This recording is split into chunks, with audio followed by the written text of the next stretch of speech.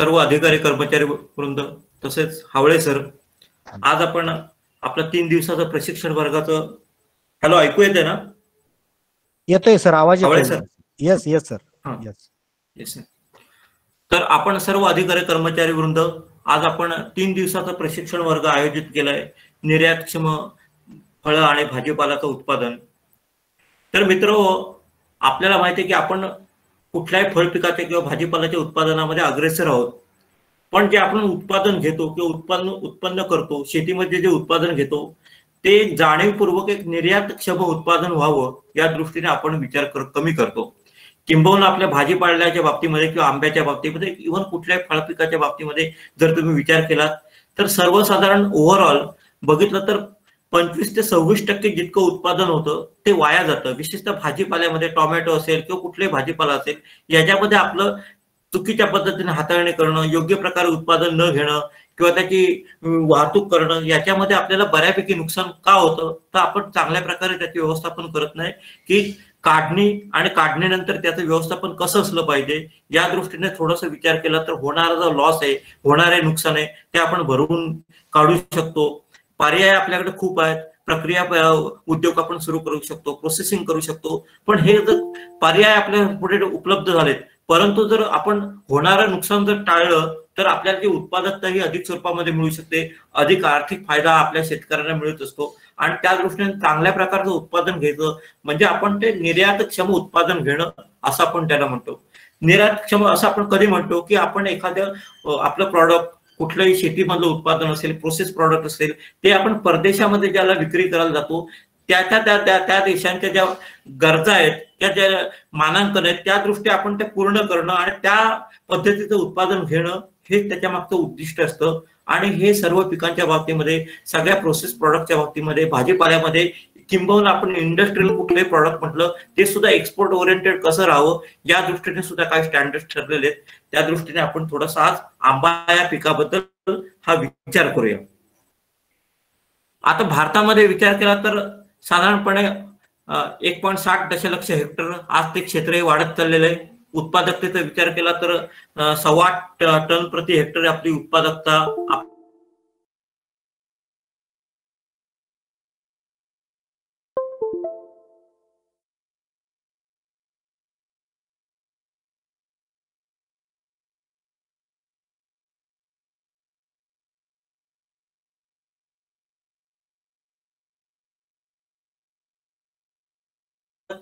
ही केवळ 5 टनापर्यंत आहे आणि इतर पूर्ण देशाची सरासरी बघितलं तर 8.25 टन इतकी आपली उत्पादकता आहे. पण एवढी विसंगती का दिसून येते? इतर कुठली फळपिकं घ्या, पपया घ्या, द्राक्ष घ्या, याच्यामध्ये इतकी फारशी विसंगती राज्याच्या उत्पादनामध्ये किंवा देशाच्या उत्पादनामध्ये आपल्याला दिसून येत नाही. तर राज्याच्या किंवा देशाच्या उत्पादनामध्ये केवळ आंब्यामध्ये आपल्याला विषमता का दिसून येते? तर त्याची मुख्य गोष्ट म्हणजे आंबा हे पीक आपल्या देशामध्ये पूर्ण बहुतांशी राज्यामध्ये घेतलं जातं. थोडासा हिमालयाचा भाग सोडला तर पूर्ण देशामध्ये आपलं पीक घेतलं जातं आणि प्रत्येक भागामध्ये होणाऱ्या जाती आहेत आणि त्याचा गुणधर्म किंवा त्याची उत्पादन क्षमता ही वेगवेगळी असल्यामुळे आपल्याला ह्याच्यामध्ये विषमता दिसून येते. आता उदाहरण द्यायचं झालं तर आपण पश्चिम किनारपट्टी किंवा पश्चिम भाग बघितला देशाचा, त्याच्यामध्ये महाराष्ट्र असेल, गुजरात असेल, कर्नाटक असेल, या राज्यामध्ये घेणारा आपला हापूस जात असेल, केशर जात असेल, किंबहुना तुम्ही आंध्र प्रदेश, तेलंगणा ह्या भागामध्ये बेंगनपल्ली जात असेल, उत्तर भारतामध्ये येणारे दशेरी जात असेल, या प्रत्येक जातीची उत्पादकता ही स्वतंत्र किंवा वेगळी आपल्याला दिसून येते.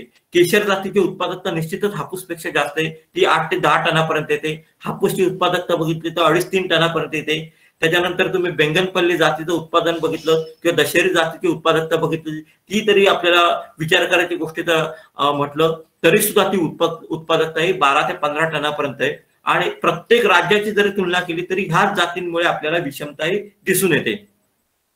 दुसरा, अलीकडे तुम्ही 10 वर्षाचा विचार केला तर सगळ्या पिकाला आपल्याला हवामान बदलाचा तडाखा जोराच्या स्वरूपामध्ये बसतो.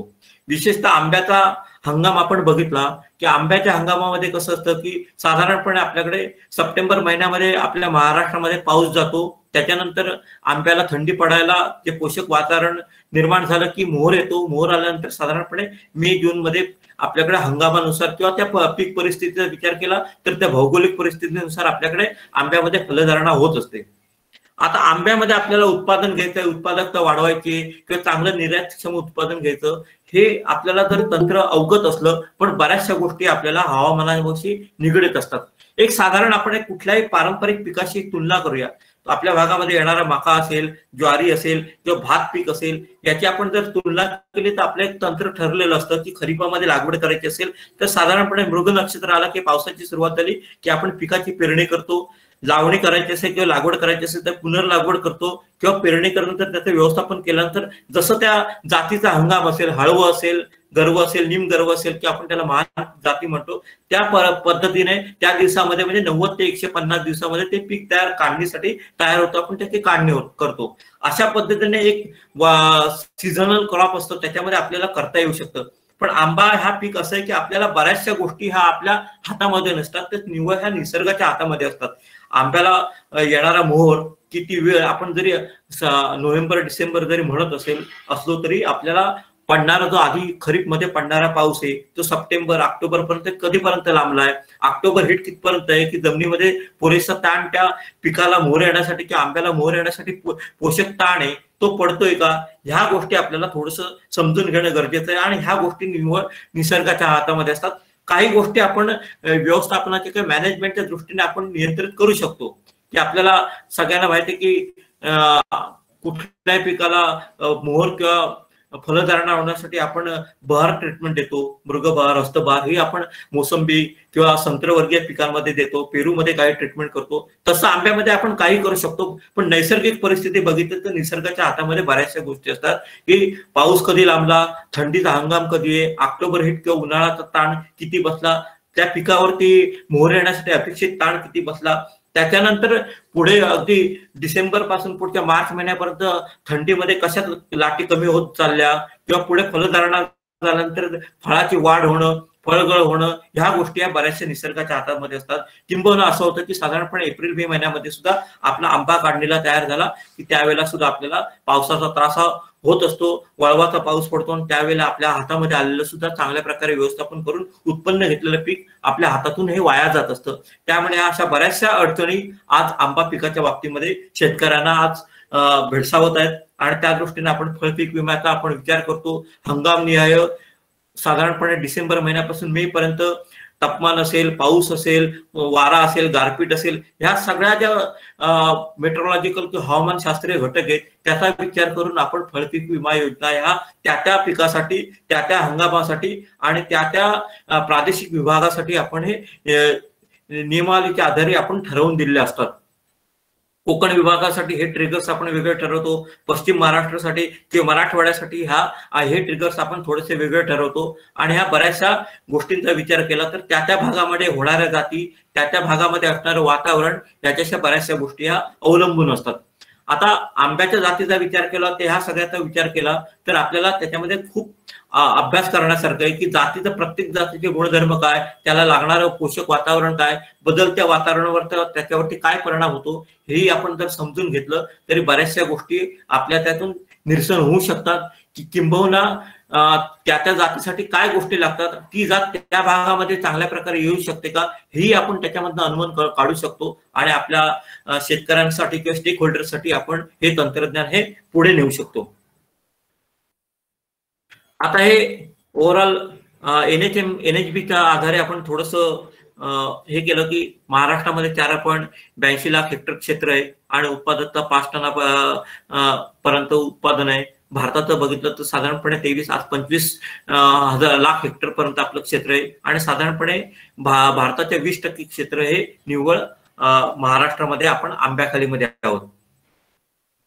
आता मी तुम्हाला म्हटलं की त्या जाती किंवा काही कुठल्या जाती आपल्या भागामध्ये येऊ शकतात का, एक्सपोर्टच्या दृष्टीने किंवा निर्यातक्षम कोणत्या जाती आहेत किंवा त्यांचं उत्पादन आपण घेऊ शकतो, त्या देशांची गरज काय किंवा त्या देशांच्यासाठी असणाऱ्या आवश्यक गोष्टी कुठल्या आहेत, की काही त्यांचे बंधन आहेत की कुठल्या प्रकारे त्यांना आंबा एक्सपोर्ट केला पाहिजे, त्या बंधनाला किंवा त्या ट्रिगर्सला अधीन राहून आपण उत्पादन घेणं आणि त्याचं एक्सपोर्ट किंवा विपणन करणं, ह्या गोष्टी आपल्या हातामध्ये असतात. त्याच्यासाठी आपण सुरुवातीला काही जातींची आपण ओळख करून घेऊया.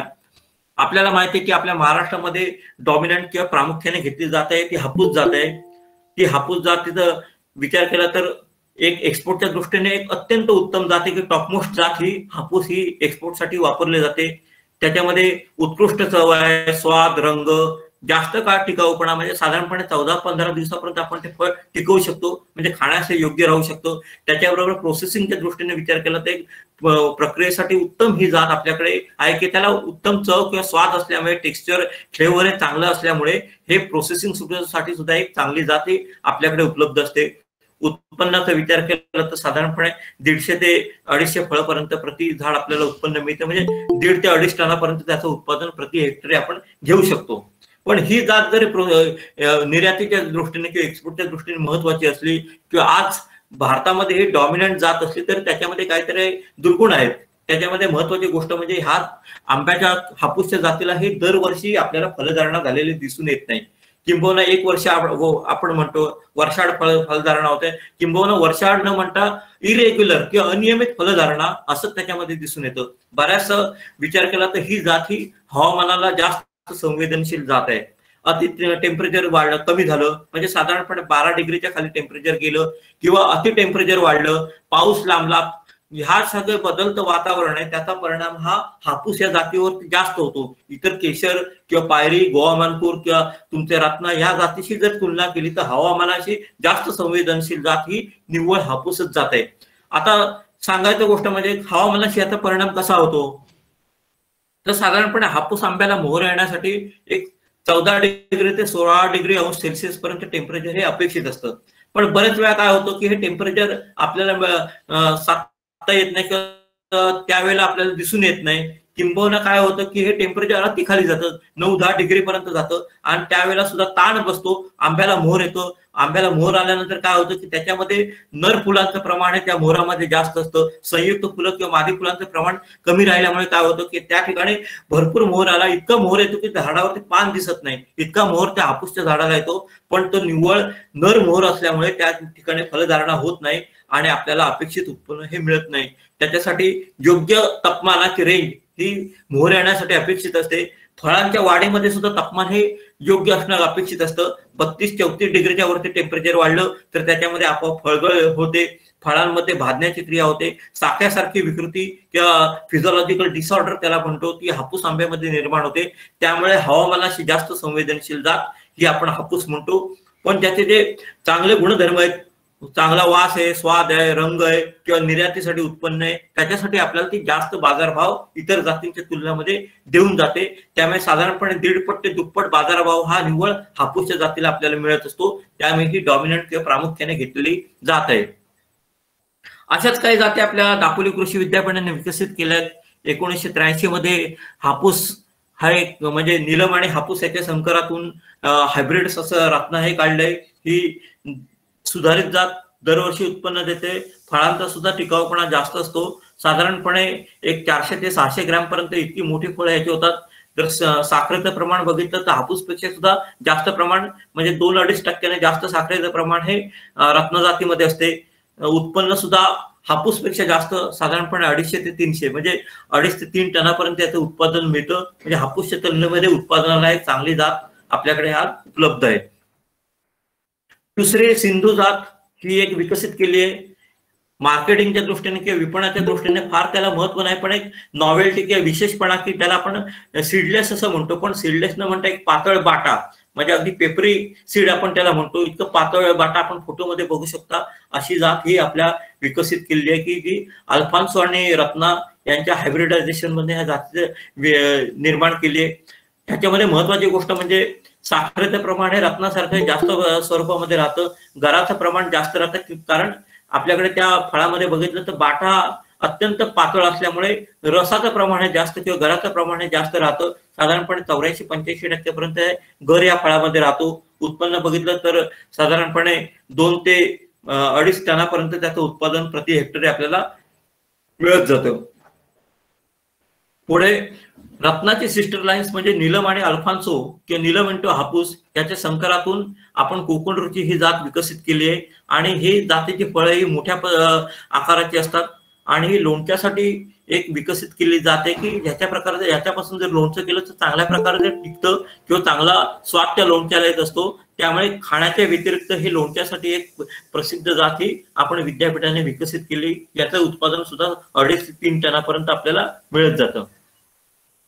त्याच्यानंतर अलीकडे 5-6 वर्षामध्ये सुवर्ण ही जात तशाच पद्धतीने विकसित केले. याच्यामध्ये सुद्धा दरवर्षी फलधारणा होते. रत्नापेक्षा कमी पण हापूसपेक्षा मोठ्या आकाराची फळं आपल्याला दिसून येतात. हापूस सारखीच ही लवकर तयार होणारी जाते आणि उत्पादन बघितलं तर साधारणपणे हापूसपेक्षा सुद्धा त्याचं उत्पादन हे जास्त स्वरूपात, म्हणजे हापूसपेक्षा दुप्पट उत्पादन या सुवर्ण जातीपासून आपण घेऊ शकतो. दुसरी एक जात म्हणजे आपण त्याला सॅलड साठी किंवा कच्चा आंबा खाण्यासाठी आपण म्हणतो, ती कोकण राजा म्हणून ही जात विकसित केली. फार मोठ्या आकाराची फळं, रत्नापेक्षा सुद्धा मोठी फळं आपल्याला दिसून येतात. 600 ग्रॅमची ती फळं असतात आणि उत्पादन बघितलं तर उत्पादकता सुद्धा त्याची साधारणपणे 9 ते 10 टनापर्यंत आपल्याला दिसून येते. हे आंध्र प्रदेशातल्या एक संकरित जाती, संकरावरून ही या जातीची निर्मिती आपल्या इथे विद्यापीठांतर्गत केलेली आहे. दुसरी अलीकडे हापूस आणि टॉमी एटकिन्स ही परदेशी जात आहे. त्याचा हापूसशी संकर करून ही संकरित जात ही कोकण सम्राट या नावाने आपण विकसित केली आणि याच्यामध्ये काय तर दरवर्षी फलधारणात आपल्याला दिसून येते. फळांचा आकार साधारणपणे 300 ग्रॅम पर्यंत सरासरी असतो आणि साधारणपणे 100-125 फळं ही प्रति झाड आपल्याला उत्पन्न देतात. दुसरी गोष्ट म्हणजे ह्याच्यामध्ये जो रस असतो किंवा फळाचा पल्प असतो त्याच्यामध्ये फायबरचं प्रमाण अत्यल्प असतं आणि महत्वाची गोष्ट म्हणजे ही झाडं, ह्या प्रकारची फळं किंवा ह्या जातीची फळं साधारणपणे 1 ते 1.5 महिन्यामध्ये आपल्या झाडावरती तयार होतात. म्हणजे काढणीचा कालावधी या फळांचा कमी होतो.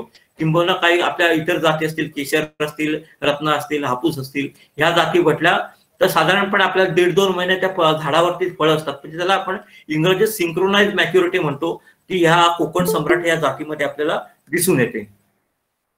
आता आपल्या सगळ्यांना माहिती आहे, आपल्या मराठवाड्यामध्ये किंवा पश्चिम महाराष्ट्रामध्ये प्रसिद्ध असलेली केसर ही जात आहे. आपल्या गुजरात प्रांतामधून किंवा गुजरात राज्यामधून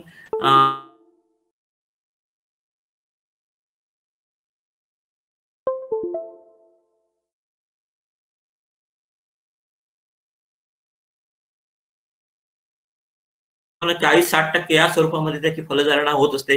एक एक्सपोर्टच्या दृष्टीने सुद्धा एक चांगली हापूसच्या खालोखाल असलेली जात आपल्याकडे आज उपलब्ध आहे आणि ह्या जातीखालचं क्षेत्र सुद्धा आपल्या पश्चिम महाराष्ट्र असेल, मराठवाडा असेल, खानदेश असेल या भागामध्ये मोठ्या प्रमाणावरती वाढत आहे. किंबहुना गुजरातमध्ये जो वाळवंटाचा प्रदेश आहे, वेरावल सारखा भाग आहे, त्या भागामध्ये सुद्धा ह्या जातीची लागवड ही मोठ्या स्वरूपामध्ये झालेली आपल्याला दिसून येते आणि त्याला एक्सपोर्टच्या दृष्टीने चांगलं मानांकन किंवा एक चांगलं पोटेन्शियल त्या भागामध्ये निर्माण झालेलं आहे. ह्या काही परदेशी जाती आहेत की त्याचा आपल्यामध्ये, आपल्या भागामध्ये, भारतामध्ये की किंबहुना कोकणामध्ये त्याचा प्रतिसाद कसा आहे तो तपासण्यासाठी आपण या लिली असेल, ऑस्टिन असेल, पीट असेल, केंट असेल, ह्या जाती आपण आपल्या भागामध्ये लागवड केलेल्या आहे. आता ह्या जाती परदेशी जाती असेल, टॉमी एटकिन्स असेल, कीट, केंट, लिली, माया, ह्या जाती आपल्या भारतामध्ये किंवा आपल्या प्रदेशामध्ये, महाराष्ट्रामध्ये चांगल्या प्रकारे उत्पन्न देतात. किंबहुना उत्पादकतेचा विचार केला तर आपल्या जातींपेक्षा किंवा केशर असेल, रत्न असेल, हापूस असेल, या जातींपेक्षा सुद्धा त्याची 2.5 ते 3 पटीने उत्पादन क्षमता ही जास्त असते. याचं मुख्य कारण म्हणजे त्यातील फळांचा आकार हा मोठा असतो.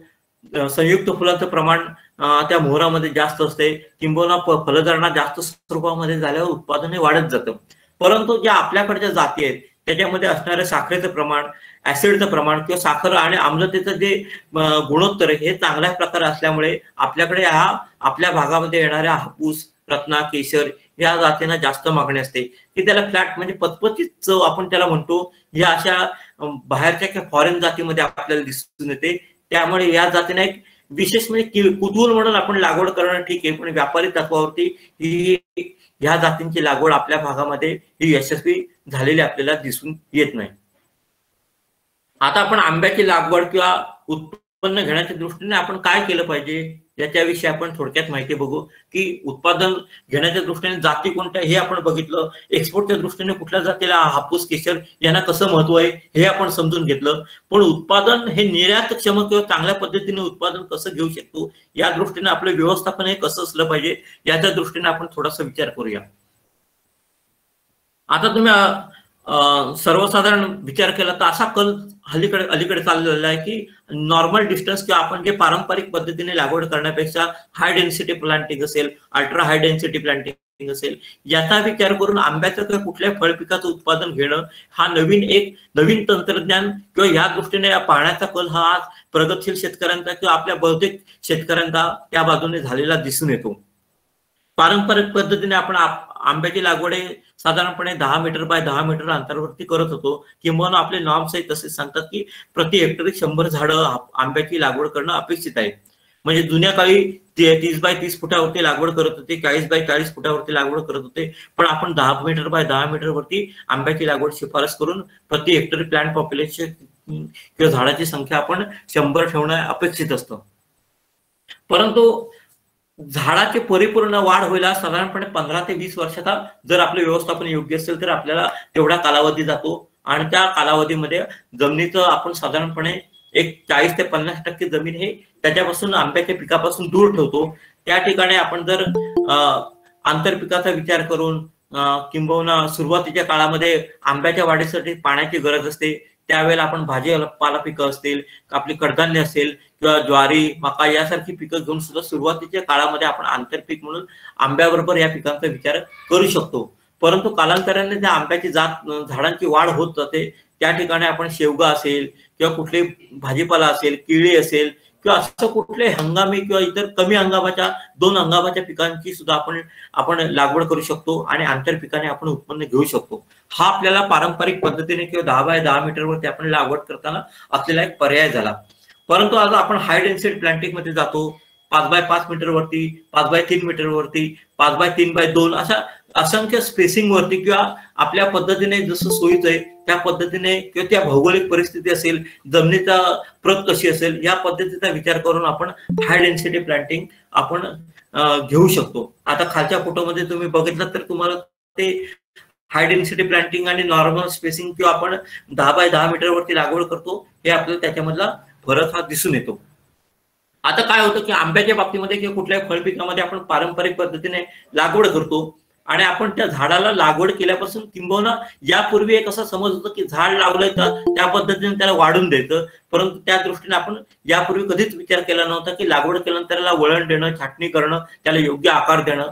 परंतु आज आपल्याला असं दिसून येईल की आज आपल्या जुन्या 40-50 वर्षाच्या बागा आहेत, त्या बागांमध्ये झाडं आवाजवी वाढलेली असतात. कुठेतरी आपण त्या ठिकाणी मशागतीची कामं करू शकत नाही, फवारण्याचं कामही त्या बागेमध्ये करू शकत नाही, फळांची काढणी करणं सुद्धा जिकरीचं जातं. आज कुशल मनुष्यबळ आपल्या शेतीमध्ये किंवा आंबा बागायतीमध्ये आपल्याला उपलब्ध होत नाही. त्या दृष्टीने आपल्याला झाडाचा आकार हा आटोपशीर राहणं, की ज्या ठिकाणी कुठली गोष्ट असेल, फळांची काढणी असेल, फवारणी असेल किंवा काही गोष्टी आपल्याला ज्या बागेमध्ये करायच्या त्या आपण सहज पद्धतीने करू शकतो. या दृष्टीने त्या झाडांचा आकार आपण मर्यादित स्वरूपामध्ये किंबहुना एक 10 ते 15 फुटापर्यंत कसा ठेवू या दृष्टीने विचार करून त्याचं व्यवस्थापन करणं ही आजची आपली काळाची गरज झाली आहे. आणि त्या दृष्टीने हाय डेन्सिटी प्लांटिंग ही तंत्रज्ञान आपल्याकडे चांगल्या प्रकारे वापरणं हे गरजेचं झालंय. ज्या ठिकाणी आपण चांगल्या प्रकारे व्यवस्थापन करू शकू, प्रत्येक फळापर्यंत आपला हात पोहोचू शकेल, त्या ठिकाणी जर आपल्याला हे करणं शक्य झालं तर आपण निर्यातक्षम उत्पादन घेऊ शकतो. आपण त्या ठिकाणी रोगाचा किडीचा प्रादुर्भाव आपण थांबवला नाही तर त्या ठिकाणी फळावरती डाग पडतात, फळावरती आकार त्याचा चांगला राहत नाही, त्या ठिकाणी आपल्याला कुठल्याच गोष्टी करणं शक्य होत नाही. त्या ठिकाणी जे मिळणारं उत्पादन असतं ते एक स्थानिक बाजारपेठेमध्ये विक्रीला असं योग्य ठरू शकतं, परंतु जे एक्सपोर्ट ओरिएंटेड किंवा निर्यातक्षम उत्पादन हे आपण त्या बागेपासून घेऊ शकत नाही. त्यामुळे प्रत्येक झाड आपल्या आटोक्यामध्ये कसं राहील, त्याच्यामध्ये व्यवस्थापन किंवा मॅनेजमेंटच्या गोष्टी आपण कशा प्रकारे करू शकतो, प्रत्येक फळाशी प्रत्येक फांदीशी आपला अप्रोच कसा राहील, या दृष्टीने जर आपलं व्यवस्थापन असेल तर निश्चितच आपण त्या बागेपासून एक निर्यातक्षम किंवा चांगल्या दर्जाचं आपण उत्पन्न घेऊ शकतो. हाय डेन्सिटी प्लांटिंग मध्ये आपण झाडाचा विस्तार हा मर्यादित ठेवत असतो, म्हणजे साधारणपणे एक 7-7.5 फुटापर्यंत त्याचा आपण विस्तार ठेवतो, उंची मर्यादित ठेवतो आणि पॉप्युलेशन एक 5 बाय 5 मीटर वरती ठेवलं तर प्रति हेक्टरी आपण 400 झाडं घेऊ शकतो. आणि जर एकूण ओव्हरऑल 10 बाय 10 मीटर वरती आणि 5 बाय 5 मीटर वरती जर आपण तुलना केली तर उत्पादकता बघितलं तर निश्चितच आपल्याला झाडांची संख्या जास्त असल्यामुळे हाय डेन्सिटी प्लांटिंग मध्ये आपण उत्पादन जास्त घेऊ शकतो, उत्पादकता आपण त्या बागेची वाढवू शकतो आणि दर्जेदार उत्पादन आपण याच्या माध्यमातून घेऊ शकतो. त्यामुळे ज्या ठिकाणी आपण नवीन लागवड करणार आहोत किंवा जिथे आपण प्रयोजन केलंय त्या ठिकाणी हाय डेन्सिटी प्लांटिंग असेल, अल्ट्रा हाय डेन्सिटी प्लांटिंग असेल, या तंत्रज्ञानाचा वापर करून आपण आंब्याचं उत्पादन हे चांगल्या प्रकारे घेऊ शकतो. त्यामुळे भविष्यामध्ये आपल्याला जर अशी नवीन लागवड करायची असेल तर त्या ठिकाणी आपल्याला हे तंत्रज्ञान आपल्याकडे आज उपलब्ध आहे. परंतु आज ज्या एक्झिस्टिंग किंवा उपलब्ध बागा आहेत ज्यांचं वय 30, 40, 50, 70, 80 वर्षापर्यंत गेलंय, त्या बागेचं सुद्धा आपण उत्पादन कसं घेऊ शकतो किंवा त्याच्यापासून दर्जेदार उत्पादन आपण कसं मिळवू शकतो हे ठरवण्यासाठी आपल्यासाठी काही तंत्रज्ञान उपलब्ध आहे. त्याच्यामध्ये आंबा बागेचं पुनरुज्जीवन तंत्र आहे. त्याचा अवलंब केला तर निश्चितच आपल्याला टप्प्याटप्प्याने का होईना पण आपण चांगल्या प्रकारे उत्पादन त्या बागांपासून घेऊ शकतो. किंबहुना महत्वाची गोष्ट म्हणजे त्या बागेचं आयुष्यमान हे आपण वाढवू शकतो आणि आपल्याला अधिक उत्पादन हे दीर्घकाळ आपल्याला घेता येणं शक्य होणार आहे. आता आंबा लागवड केली, आंबा लागवड केल्यानंतर त्याचं व्यवस्थापन आणि उत्पादन घेणं हे साधारणपणे जून महिन्यापासून आपल्या पुढच्या मे महिन्यापर्यंत आपला कालावधी असतो. त्या प्रत्येक टप्प्यामध्ये आपलं व्यवस्थापन कसं असावं आणि त्याचं नियोजन कसं करावं हे थोडंसं समजून घेतलं तर निश्चितच आपण चांगल्या प्रकारे उत्पादन घेऊ शकतो. आपल्या मुलांचं शैक्षणिक वर्ष कसं, आपण साधारणपणे जून मध्ये शाळा सुरू झाली, 6माही परीक्षा झाली, वार्षिक परीक्षा झाली की एप्रिल मे मध्ये त्याचं शैक्षणिक वर्ष संपतं. तसं आपल्या कुठल्याही पिकाचं सुद्धा एक वर्ष ठरले असतं. या खरीप पासून पुढच्या उन्हाळी हंगामापर्यंत 12 महिन्याचा जो कालावधी असतो ते वर्ष त्या पिकाचं असतं. म्हणजे साधारणपणे जून महिन्यामध्ये पहिल्या फळांची काढणी झाली, मागच्या वर्षाच्या हंगामाची काढणी झाली की आपल्याला त्या बागांचं खत व्यवस्थापनापासून पुढे त्याचं मोहर येणं, मोहराचं व्यवस्थापन करणं, फळधारणानंतर फळांचं व्यवस्थापन करणं आणि त्याच्यानंतर योग्य प्रकारे काढणी, हाताळणी, विपणन करणं, या प्रत्येक टप्प्यामध्ये जर योग्य पद्धतीने त्याचं व्यवस्थापन केलं तर निश्चितच आपल्याला चांगल्या प्रकारे आपण आंब्याचं उत्पादन घेऊ शकतो. आता हे करत असताना ज्या उत्पादनक्षम बाग आहेत त्यांचं कसं करता येईल याचा आपण थोडासा विचार करूया. ज्यांना लागवड करायची त्याच्यामध्ये काही शंका असतील त्याचंही आपण निरसन करूया. पण आपण यावर्षी असा विचार केला की मे महिन्यामध्ये आपण 2020 मध्ये आंब्याची आपण काढणी पूर्ण केली. काढणी केल्यानंतर त्या बागेमध्ये कुठे डेडवूड वाढलेलं असतील, वाळलेल्या फांद्या असतील, पानगुळ असतील, यांची काढणी करून आपण बागांची साफसफाई करून आपण ज्यावेळेला आपण पाऊस पडतो त्यावेळेला त्याला खताचं व्यवस्थापन करणं, खताची मात्रा देणं आणि त्याचं झाडाचं आयुष्यमान जेवढी खताची गरज आहे तेवढी भागवणं हे आपलं मुख्य काम असतं आणि त्यापासून आपल्या व्यवस्थापनाला सुरुवात होते. आता आपण एखाद्या फळांची काढणी करतो की आंब्याचं उत्पादन काढतो त्यावेळेला त्या झाडाची झीज होत असते आणि त्याच्या माध्यमातून आपण जे अन्नद्रव्य झाडाला दिलेले असतो, खत दिलेले असते, त्याचाही ऱ्हास होत असतो. समजा आपण 1 टन आंब्याची जर ताजी फळं काढली तर त्याच्यामधून साधारणपणे 6.25 किलो नत्र, नायट्रोजन 600 ग्रॅम स्फुरद, साधारणपणे 9 किलो पोटॅशियम म्हणजे पालाश, कॅल्शियम एक साधारणपणे 2.5 ते 3 किलो, 2 किलो मॅग्नेशियम आणि सल्फर 1.71 किलो ह्या अन्नद्रव्याचा ऱ्हास होत असतो. त्याच्याबरोबर तुमचं लोह असेल म्हणजे आयर्न असेल, मॅंगनीज असेल, जस्त असेल, तांब असेल, हे सुद्धा अत्यल्प प्रमाणामध्ये त्या फळांच्या माध्यमातून, फळांच्या काढणीतून, त्या जमिनीतून किंवा त्या झाडातून त्या अन्नद्रव्याचा ऱ्हास होत असतो. आणि झालेली ही झीज असते ती भरून काढण्यासाठी आपल्याला खताचं व्यवस्थापन हे करायला लागतं. आता आपल्याला उत्पादन देण्याचं झाडाचं वय बघितलं साधारणपणे 10व्या वर्षापासून आपण कमर्शियल म्हणजे व्यापारी तत्वावरती उत्पादन घ्यायला सुरुवात करतो. एक साधारणपणे 3-4 वर्षापासून आपल्याला आंब्याचं किंवा कुठल्याही फळपिकाचं उत्पादन मिळतं, पण तेवढं ते व्यापारी तत्वावरती मिळत नाही. साधारणपणे 20-25 फळं मिळतात किंवा कमी वयामध्ये उत्पादन झालं तर आपण ते घेतच नाही, तो मोहर कुठून टाकतो. ही एक व्यापारी उत्पादन की चांगल्या प्रकारे एक आर्थिक स्थैर्य देणारं उत्पादन हे आपल्याला साधारणपणे 9व्या-10व्या वर्षापासून मिळायला लागतं. आणि त्यावेळेपासून एक स्टँडर्ड डोस आपण खताचा आपल्या आंबा बागेला किंवा आंब्याच्या कलमांना देणं अपेक्षित असतं. त्याच्यामध्ये साधारणपणे एक 10 गमेले म्हणजे साधारणपणे 80 ते 90 किलो सेंद्रिय खत, विशेषतः शेणखत आपण सहज उपलब्ध होतो म्हणून वापरतो. त्याच्याबरोबरच साधारणपणे 1.5 किलो नत्र म्हणजे युरियाच्या बाबतीमध्ये बोलायचं झालं तर 3 kilo urea, 3 kilo super phosphate आणि 1 किलो म्युरेट ऑफ पोटॅश. म्हणजे नत्र स्फुरद पालाशच्या बाबतीमध्ये सांगायचं झालं तर 1.5 किलो नत्र, 1/2 किलो स्फुरद आणि 1/2 किलो पालाश ह्या खताची मात्रा ही आंबा पिकाला देणं वाढत्या वयामध्ये किंबहुना 10 वर्षाच्या वरची जी आपली कलम आहेत त्यांना देणं हे अपेक्षित असतं. जर नवीन लागवड केली असेल, 1 वर्ष झालं असेल, त्या प्रमाणात 1 पटीने म्हणजे 300 ग्रॅम नत्र किंवा urea, 300 gram super phosphate, 100 gram muriate of potash ही मात्रा दरवर्षी या पटीने वाढवत जाऊन 10 वर्षापासून जी मी मगाशी तुम्हाला मात्रा सांगितली की 1.5 किलो, अर्धा किलो नत्र स्फुरद पालाश अधिक सेंद्रिय खत या प्रमाणामध्ये जर तुम्ही खताची मात्रा दिली तर पुरेशी खताची किंवा अन्नद्रव्याची गरज या आंबा पिकामध्ये आपण भागवू शकतो.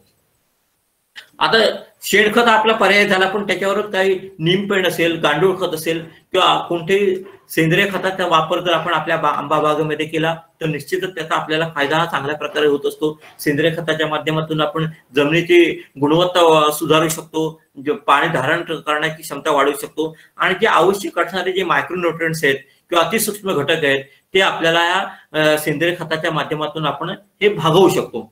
आता हे खत द्यायचं कसं, तर आपल्याला काही गोष्टींचा विचार करायला पाहिजे की आज आपण असा विचार केला की आपल्याला जे एवढं खत देतो तेवढं झाडाला उपलब्ध होतंय का, किंवा झाडाला आपण जे खत देतो तेवढं पुरेसं आहे का, हे थोडं समजून घेण्याच्या दृष्टीने आपल्याला जमिनीचं परीक्षण किंवा माती परीक्षण करणं हे अत्यंत गरजेचं आहे. पानाचं पृथक्करण करणं सुद्धा गरजेचं आहे. जेवढं नीड बेस्ड डोस किंवा ऑप्टिमम डोस खताचा किंवा कुठल्या औषधाचा आपण त्या झाडाला किंवा आंब्याला दिला तर निश्चितच त्याचा फायदा होणार आहे आणि जो होणारा ऱ्हास आहे तो आपण नियंत्रित करू शकतो. एखादी आपण जमीन विचार केला कुठले आज विशेषतः जवळनं बघितलं तर आजऱ्यासारख्या भागामध्ये जर विचार केला तर त्या ठिकाणी आपण नत्र स्फुरद पालाशचं जर पृथक्करण केलं, आपल्या आंबा बागाचं पृथक्करण केलं तरी सुद्धा तुम्हाला त्याच्यामध्ये पोटॅशियमचं प्रमाण, नत्रचं प्रमाण हे व्यवस्थित योग्य प्रमाणामध्ये दिसून येतं. किंबहुना जास्त स्वरूपामध्ये तुम्हाला सुद्धा ह्या अन्न घटकांचं प्रमाण किंवा सूक्ष्म अन्नद्रव्याचं प्रमाण असेल किंवा मुख्य अन्नद्रव्याचं प्रमाण आहे हे तुम्हाला जास्त स्वरूपामध्ये आपल्याला दिसून येऊ शकतं. त्या ठिकाणी आपण काय करायला पाहिजे की लागणारी जी खताची मात्रा ही मर्यादित स्वरूपामध्ये कमी करता येऊ शकतो. ज्या ठिकाणी नत्र आपण जास्त स्वरूपामध्ये साधारणपणे 250 किलो प्रति हेक्टर पर्यंत नत्र त्या आंब्या बागेमध्ये त्या जमिनीमध्ये आहे अपेक्षित आहे, ते साधारणपणे 300 किलो पर्यंत नत्र जर त्या जमिनीमध्ये असेल तर आपण काय करायला पाहिजे की ज्या ठिकाणी मी तुम्हाला 3 किलो युरिया देणं सांगितलंय त्या ठिकाणी आपण 1.5-3 किलो 2.5 किलो पर्यंत जर नत्र किंवा युरिया दिला तर आपण आपोआप त्या खताची गरज ही कमी करू शकतो. होणारा खर्च आपण नियंत्रित करू शकतो. पोटॅशियमच्या बाबतीमध्ये सुद्धा ज्या ठिकाणी उपलब्ध पोटॅशियम प्रमाण जास्त आहे त्या ठिकाणी लागणाऱ्या पोटॅशियम खताची मात्रा ही आपण कमी करू शकतो. किंवा याच्या उलट ज्या ठिकाणी नत्र स्फुरद पालाश अत्यल्प प्रमाणामध्ये त्या जमिनीमध्ये आहे त्या ठिकाणी झाडाची योग्य प्रकारे वाढ होण्यासाठी आपल्याला हे थोडंसं प्रमाण हे आपल्याला जास्त वाढवायला पाहिजे. ज्या ठिकाणी 250 किलो नत्र अपेक्षित असताना 200 किलो नत्र त्या जमिनीमध्ये मुरबाड जमीन आहे त्या ठिकाणी आपल्याला जर विचार केला तर आपल्याला थोडीशी ही खताची मात्रा ही वाढीव स्वरूपामध्ये देणं आहे. म्हणजे आपल्याला कुठल्याही पिकाला, आंबा पीक असेल किंवा कुठल्याही पीक असेल, माती परीक्षण करून जर खताचं नियोजन केलं तर निश्चितच आपल्याला आवश्यक तेवढं खत आवश्यक त्या स्वरूपामध्ये आपण देऊ शकतो. आता दुसरी गोष्ट म्हणजे नत्र स्फुरद पालाश ही खतं झाली, परंतु त्याच्याबरोबर काही सूक्ष्म द्रव्य असेल, तुमचं कॉपर किंवा तांब असेल, जस्त असेल, मॅग्नेशियम असेल, कॅल्शियम असेल, सल्फर असेल, ह्या ज्या गोष्टी आहेत त्यात जर आपण लागणारी मात्रा ही सूक्ष्म अन्नद्रव्याच्या माध्यमातून किंवा सेंद्रिय खताच्या माध्यमातून दिली तर निश्चितच त्या झाडाचं योग्य प्रकारे पोषण झालेलं आपल्याला दिसून येतं. आता काय होतं की आपण हे एकात्मिक खत व्यवस्थापन आपण म्हणतो, आपण सर्वसाधारणपणे शेतकरी आणलं की खत घालण्याची पद्धत वापरतात, परंतु ते झाडाला किती दिलं जातं, किती स्वरूपात उपलब्ध होतं हे पाहण्यासाठी जर आपण माती परीक्षणाबरोबर जर पानांचं पृथक्करण जर केलं तरी सुद्धा आपल्याला अपेक्षित तेवढे रिझल्ट्स हे त्या माध्यमातून मिळू शकतात. आणि आज आपण जो निविष्ठांवरती किंवा शेतीमध्ये खतांवरती खर्च करतोय तो आपण नियंत्रित स्वरूपामध्ये आणू शकतो. आता हे खत व्यवस्थापन किंवा एकात्मिक खत व्यवस्थापन केलं, परंतु आपल्याला दुसरा महत्वाचा टप्पा म्हणजे हापूस सारख्या किंवा इतर कुठल्याही अनियमित फलं देणाऱ्या जाती आहेत त्याच्यासाठी नियमित आणि लवकर उत्पन्न आणि अधिक उत्पन्न देण्याच्या दृष्टीने संजीवकांचा किंवा पॅक्लोबिट्रोझॉल किंवा आपण सर्रास शेतकरी कल्टार म्हणतात त्याचा वापर करणं हे आज आपल्याकडे तंत्रज्ञान उपलब्ध आहे. तर मित्र, हे आज आपलं पॅक्लोबिट्रोझॉल किंवा कल्टार वापरायचं तंत्र एक साधारणपणे 18-20 वर्ष आज आपले शेतकरी आत्मसात करतात, वापरतायत. केवळ आपल्या महाराष्ट्रामध्ये नव्हे तर गुजरात राज्य असेल, कर्नाटक राज्य असेल, गोवा असेल, या भागामध्ये सुद्धा हे तंत्रज्ञान मोठ्या प्रमाणावरती वापर झालेला आहे आणि याचा फायदा आज आपल्या शेतकऱ्यांना बागायतदारांना मोठ्या स्वरूपामध्ये मिळत असतो. त्यामुळे आपण चांगल्या प्रकारे जर हे तंत्र वापरलं तर निश्चितच त्याचा फायदा होत असतो. परंतु एक खेदाची किंवा दुर्दैवाने सांगायची गोष्ट म्हणजे आज कसं झालंय, आज सर्वसाधारण शेतकऱ्यांचा असा कल झालाय की आपल्याला अधिक उत्पन्न घ्यायचंय, अधिक आर्थिक फायदा घ्यायचा आहे आणि हा दृष्टिकोन यापूर्वीच्या पुढे की किंबहुना 60-65 वयोगटातल्या शेतकऱ्यांनी त्यावेळेला ठेवला नव्हता की त्यावेळेला असा दृष्टिकोन होता की आपल्या भविष्यात पुढच्या पिढीला किंवा पुढे आपल्या मुलाबाळांना नातवंडांना याच्यापासून उत्पन्न मिळेल हा दृष्टिकोन त्यावेळेला ठेवला गेला आणि आज आपला दृष्टिकोन फार बदललाय किंवा आपला म्हणण्यापेक्षा शेतकऱ्यांचा तरुण पिढीचा असा दृष्टिकोन बदललाय की आपल्याला या वर्षी तर भागतंय की नाही, या वर्षी मला भरपूर उत्पन्न मिळतंय की नाही आणि त्या दृष्टीनेच आपण नियोजन करतो आणि भविष्यात त्याचा दुष्परिणाम आपल्या बागेवरती दिसून येतो. अधिक उत्पन्न मिळवण्याच्या दृष्टीने अधिक स्वरूपामध्ये पॅक्लोबिट्राझोल किंवा कल्टरचा वापर आज शेतकरी मोठ्या प्रमाणावरती करतायत आणि त्यामुळे त्याचे दुष्परिणाम आपल्याला त्या झाडावरती किंवा त्या बागेवरती झालेले दिसून येत आहेत. त्याच्यासाठी काय केलं पाहिजे, जसं शिफारस केलेलं असेल किंवा जशी मात्रा सांगितली असेल त्याच वेळेला त्याच स्वरूपामध्ये खत देणं, आपल्या पॅक्लोबिट्राझोलची मात्रा देणं हे अपेक्षित आहे. आता मुळात पॅक्लोबिट्राझोल म्हणून आपण काय हे थोडंसं समजून घेतलं पाहिजे. आपल्यामध्ये बऱ्याच एक्सपोर्टच्या दृष्टीने सुद्धा काही समस्या असतात किंवा पॅक्लोबिट्राझोल किंवा कल्टर वापरणं हे चांगलं आहे का, एक्सपोर्टला आपण जाऊ शकतो का, तर त्याचं एक मुख्य सांगायचं म्हणजे ह्याचं रेसिड्यू अनालिसिस केल्यानंतर त्या फळांमध्ये कुठल्याही पॅक्लोबिट्राझोलचा अंश अत्यंत सापडतो की जेणेकरून त्याला एक्सपोर्टच्या दृष्टीने कुठलेही बाधा येत नाही किंवा त्यातले अन्य घटक अडचणीचे ठरत नाहीत. त्यामुळे पॅक्लोबिट्राझोल वापरणं हे एक चांगलं तंत्र उपलब्ध आहे. फक्त ते योग्य स्वरूपामध्ये योग्य वेळेस वापरणं हे अत्यंत काळजीपूर्वक लक्ष देऊन करणं हे गरजेचं असतं. आता आपल्याला माहिती आहे की आपण डाळिंब असेल, द्राक्ष असेल या पिकांमध्ये सुद्धा संजीवकांचा वापर करतो. त्याच पद्धतीने आंब्यामध्ये सुद्धा उत्पन्न वाढवण्याच्या दृष्टीने आपण पॅक्लोबिट्राझोल हे वाढ निरोधक या संजीवकाचा वापर करतो. हे संजीवक काय करतं की आंब्याची होणारी वाढ हे थांबवून, म्हणजे थोडक्यात त्याच्यामध्ये जिब्रॅलिनचं प्रमाण आहे थांबवून किंवा त्याची ऍक्टिव्हिटी थांबवून आंब्याच्या झाडाला मोहरे येण्यासाठी परावृत्त करतं. अशा पद्धतीने त्याचा वापर हा आपण आंब्या या पिकामध्ये करत असतो. आता ह्याचं प्रमाण कसं द्यायचं कसं, तर पॅक्लोबिट्राझोल हे कल्टर जे कमर्शियल ट्रेड नेम आहे त्या द्रावणामध्ये आपल्याला पॅक्लोबिट्राझोल 23.8% म्हणजे साधारणपणे 25% या स्वरूपामध्ये आपल्याला उपलब्ध असतं आणि आपण 15 जुलै ते 31 ऑगस्ट या दरम्यान म्हणजे 1.5 महिन्याच्या कालावधीमध्ये पूर्ण वाढलेल्या झाडाला जे उत्पादन देणार आहे त्या झाडाला आपण देणं अपेक्षित आहे. आणि हे द्यायचं कसं, तर त्या झाडाचा विस्तार बघून, म्हणजे झाड कितपत वाढलेलं आहे ते पॅक्लोबिट्राझोल पचवण्याची क्षमता त्या झाडामध्ये किंवा कलमामध्ये आहे का हे बघून आपण ते झाडाची निवड करायची असते. त्या झाडाचा विस्तार पूर्व पश्चिम आणि दक्षिण उत्तराचा विस्तार आपण जर मोजायचा आणि त्याच्या आधारे आपण त्याची मात्रा ठरवू शकतो. म्हणजे साधारणपणे पूर्व पश्चिम दक्षिण उत्तर त्याची लांबी रुंदी अशी 5 बाय 7 मीटर अशी आली तर त्याचे सरासरी व्यास किंवा सरासरी पसारा त्या विस्तार त्याच्या कॅनॉपी स्प्रेड त्याचा साधारणपणे सरासरी 7×12/2 म्हणजे 6 मीटर पर्यंत त्याचा विस्तार आपल्याकडे उपलब्ध आहे. आणि थोडक्यात सांगायचं म्हणजे त्या ठिकाणी आपल्याला प्रति रनिंग मीटर 3 मिली कल्टर, जे आपण कल्टर आज मार्केटमध्ये उपलब्ध आहे ते एका रनिंग मीटरला 3 मिली पडेल. असं 6 मीटर साठी 6×3 मिली कल्टर म्हणजे 18 मिली कल्टर आपण त्या कलमाला साधारणपणे 3 ते 5 लिटर पाण्यामध्ये विरघळून देणं हे अपेक्षित असतं आणि ही मात्रा ही पुरेशी त्या कलमाला किंवा त्या झाडाला होत असते. आता अधिक उत्पन्नाच्या दृष्टीने आपण त्याचा अतिरेकी किंवा जास्त स्वरूपामध्ये वापर करतो, जास्त प्रमाणामध्ये घालतो, त्याचे सुद्धा आपल्याला दुष्परिणाम हे पुढे कालांतराने आपल्या बागेवरती झालेले दिसून येतात. तर ते दिसतात कसे, तर ज्या ठिकाणी आपण कल्टरचा वापर करतो त्या ठिकाणी झाडाची वाढ ही आपण मर्यादित करतो, कारण मुळात इथे ग्रोथ रिटार्डंट म्हणजे वाढ निरोधक ह्या गटातलं संजीवक आहे. त्यामुळे त्याचं ते काम करत असतं, झाडाची वाढ ही मर्यादित स्वरूपामध्ये करत असतो. झाडाचे जर तुम्ही नवीन येणारी पालवी असेल तर त्या पालवीची जर उंची किंवा लांबी बघितली तर साधारणपणे आखूड स्वरूपाच्या पालवी त्या झाडाला येत असते आणि 2 पेरातलं अंतर हे कमी होत जातं. झाड हे निस्तेज वेलीसारख्या त्याच्या फांद्या वाढत असतात आणि कुरकुरीत स्वरूपामध्ये झाड हे सहजा तुम्ही फांदी घेतली तर ती पटकन वाकत नाही, तर ती पटकन मोडते, असे दुष्परिणाम आपल्याला त्या कल्टरमुळे किंवा पॅक्लोपेट्रोमुळे झालेले आपल्याला दिसून येतात. त्यामुळे होणारे धोके टाळण्यासाठी आपल्याला योग्य स्वरूपात, योग्य वेळेत आणि सांगितल्याप्रमाणे जर पॅक्लोपेट्रोची मात्रा दिली तर त्याच्यापासून आपण हे चांगल्या प्रकारे उत्पादन घेऊ शकतो. हे आपण फोटो बघू शकता. हे झाडाचा विस्तार आहे. झाडाला आपण जे खत दिलेले देण्यासाठी रिंग मारलेले, त्याच्या आतल्या बाजूने आपण टिकावाच्या किंवा पाऱ्याच्या साहाय्याने एक साधारणपणे 6 इंचाचे खड्डे भरून त्याच्यामध्ये आपण हे पॅक्लोपेट्रोझॉल या पद्धतीने हे देऊ शकतो. आता आपण पॅक्लोपेट्रोझॉल किंवा कल्टर दिला तर आपल्याला साधारणपणे ऑक्टोबर नोव्हेंबर पासून हे चांगल्या स्वरूपामध्ये या पद्धतीने आपल्याला मोहर आपल्याला आलेला दिसून येतो.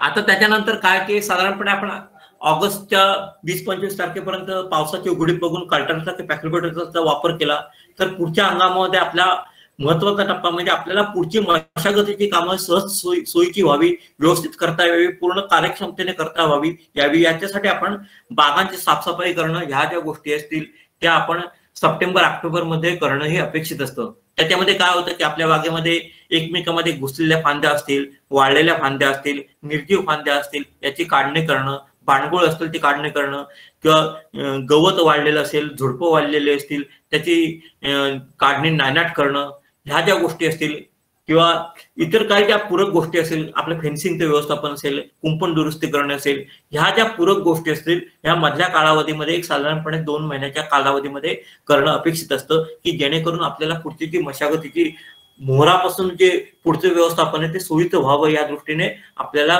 ह्याची काळजी घेणं गरजेचं व्हावं. याच्यासाठी हे कामं प्रामुख्याने करणं हे गरजेचं असतं. साधारणपणे पाऊस गेल्यानंतर आपल्याला एक थंडीची लाट येते आणि आपल्याला मोहर येतो. पण आंब्याला मोहर कसा येतो हे थोडंसं आपण समजून घेतलं पाहिजे. थोडीशी ही एक गुंतागुंतीची प्रक्रिया की कॉम्प्लेक्स फिजिओलॉजी आपण त्याला म्हणतो. आंब्याचा मोहर हे आपल्याला दिसून येते. जसं आपण डाळिंब असेल किंवा कुठल्याही पिकामध्ये, द्राक्षाचं थोडं अडचणच आहे, पण इतर कुठल्याही फळ पिकामध्ये मोहर येणं, फलधारणा होणं हे सहज समजणारी क्रिया आहे. पण आंब्यामध्ये ही थोडीशी एक कॉम्प्लेक्स किंवा गुंतागुंतीची प्रक्रिया आपल्याला दिसून येते. त्याच्यामध्ये बऱ्याच गोष्टीचा, घटकांचा आपल्याकडे अंतर्भाव असतो. त्याच्यामध्ये महत्वाची गोष्ट मध्ये ज्या ठिकाणी मोहर येणार आहे त्या कलमामध्ये किंवा त्या फांदीमध्ये ऑक्झिन्स असेल, जिब्रेलिन असेल, सायटोकायनिन असेल, त्याच्यानंतर काही लिपिड्स असतात, त्याचे रिटार्डंट्स म्हणजे वाढ निरोधक असतात, यांचं प्रमाण कसं स्वरूपामध्ये आहे ह्या ज्या गोष्टी अवलंबून असतात. त्याच्यामध्ये असणारा कर्बनत्र किंवा CN रेशो आपण तो म्हणतो, त्याही गोष्टी फार महत्वाच्या असतात. ऑक्झिन, जिब्रेलिन ह्याचं जर प्रमाण जर आपल्या फांदीमध्ये जर जास्त असेल तर त्या ठिकाणी आंब्याला मोहर न येता पालवी येते. सायटोकायनिनचं प्रमाण जर जास्त राहिलं तर ती परिस्थिती आपल्याला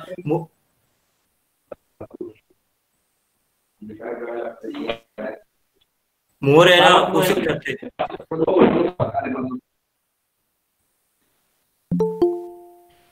जर एका रिटार्डंट्सचं प्रमाण जास्त असेल तर त्याला प्रमोशन मिळतं, उत्तेजन मिळतं मोहर येण्यासाठी. त्यामुळे आपल्याला ह्या ज्या गोष्टींचा विचार करणं गरजेचं असतं. त्याच्यावर CN रेशो साधारणपणे 3:2 या प्रमाणात कर्बनत्रचं जर प्रमाण राहिलं तर ती परिस्थिती आपल्याला मोहर यायला पोषक ठरत असते.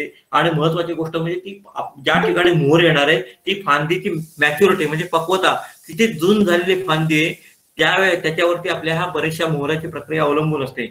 साधारणपणे तुम्ही विचार केला तर आपल्या महाराष्ट्रामध्ये आंब्याला 3 टप्प्यामध्ये पालवी येते. एक जून महिन्यामध्ये येते, त्याच्यानंतर सप्टेंबर ऑक्टोबर मध्ये येते, आणि काही वेळा वातावरण जर पोषक ठरलं तर त्या ठिकाणी आपल्याला फेब्रुवारी मार्च महिन्यामध्ये किंवा एप्रिल महिन्यामध्ये आपल्याला पालवी दिसून येते. आणि ह्या पालवीची पक्वता किती आहे, मॅच्युरिटी किती झाली त्याच्यावरती आपल्याला मोहर येण्याची क्रिया ही अवलंबून असते. आणि महत्वाच्या गोष्टीवरती मी जो मगाशी उहापोह केला की जे वातावरण आहे, टेम्परेचर आहे, ह्या गोष्टीवरती आपल्या मोहराची क्रिया ही अवलंबून असते.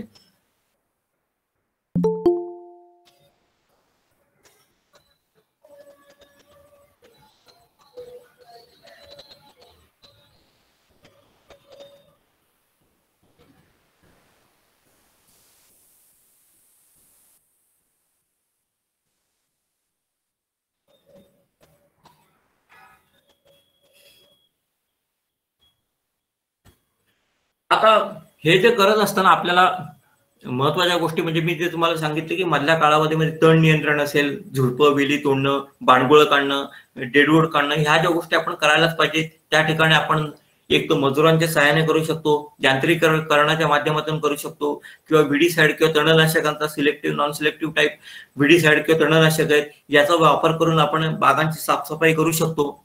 आणि त्याच्याबरोबरच काही मगाशी म्हटल्याप्रमाणे आंतरपिकं किंवा इतर काही ज्या गोष्टी मशागतीच्या आहेत किंवा आपण पूरक उत्पन्न देण्याच्या दृष्टीने काही फार्मिंग सिस्टम्स आहेत त्याही वापर आपण आंबा बागेमध्ये करू शकतो.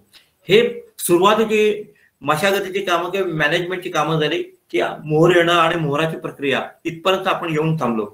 आणि याच्यापासून पुढे आपलं जे निर्यातक्षम उत्पादन आहे हे याच्या पुढे आपल्याकडे कसं घेतलं पाहिजे याच्या दृष्टीने थोडंसं विचार करणं गरजेचं आहे.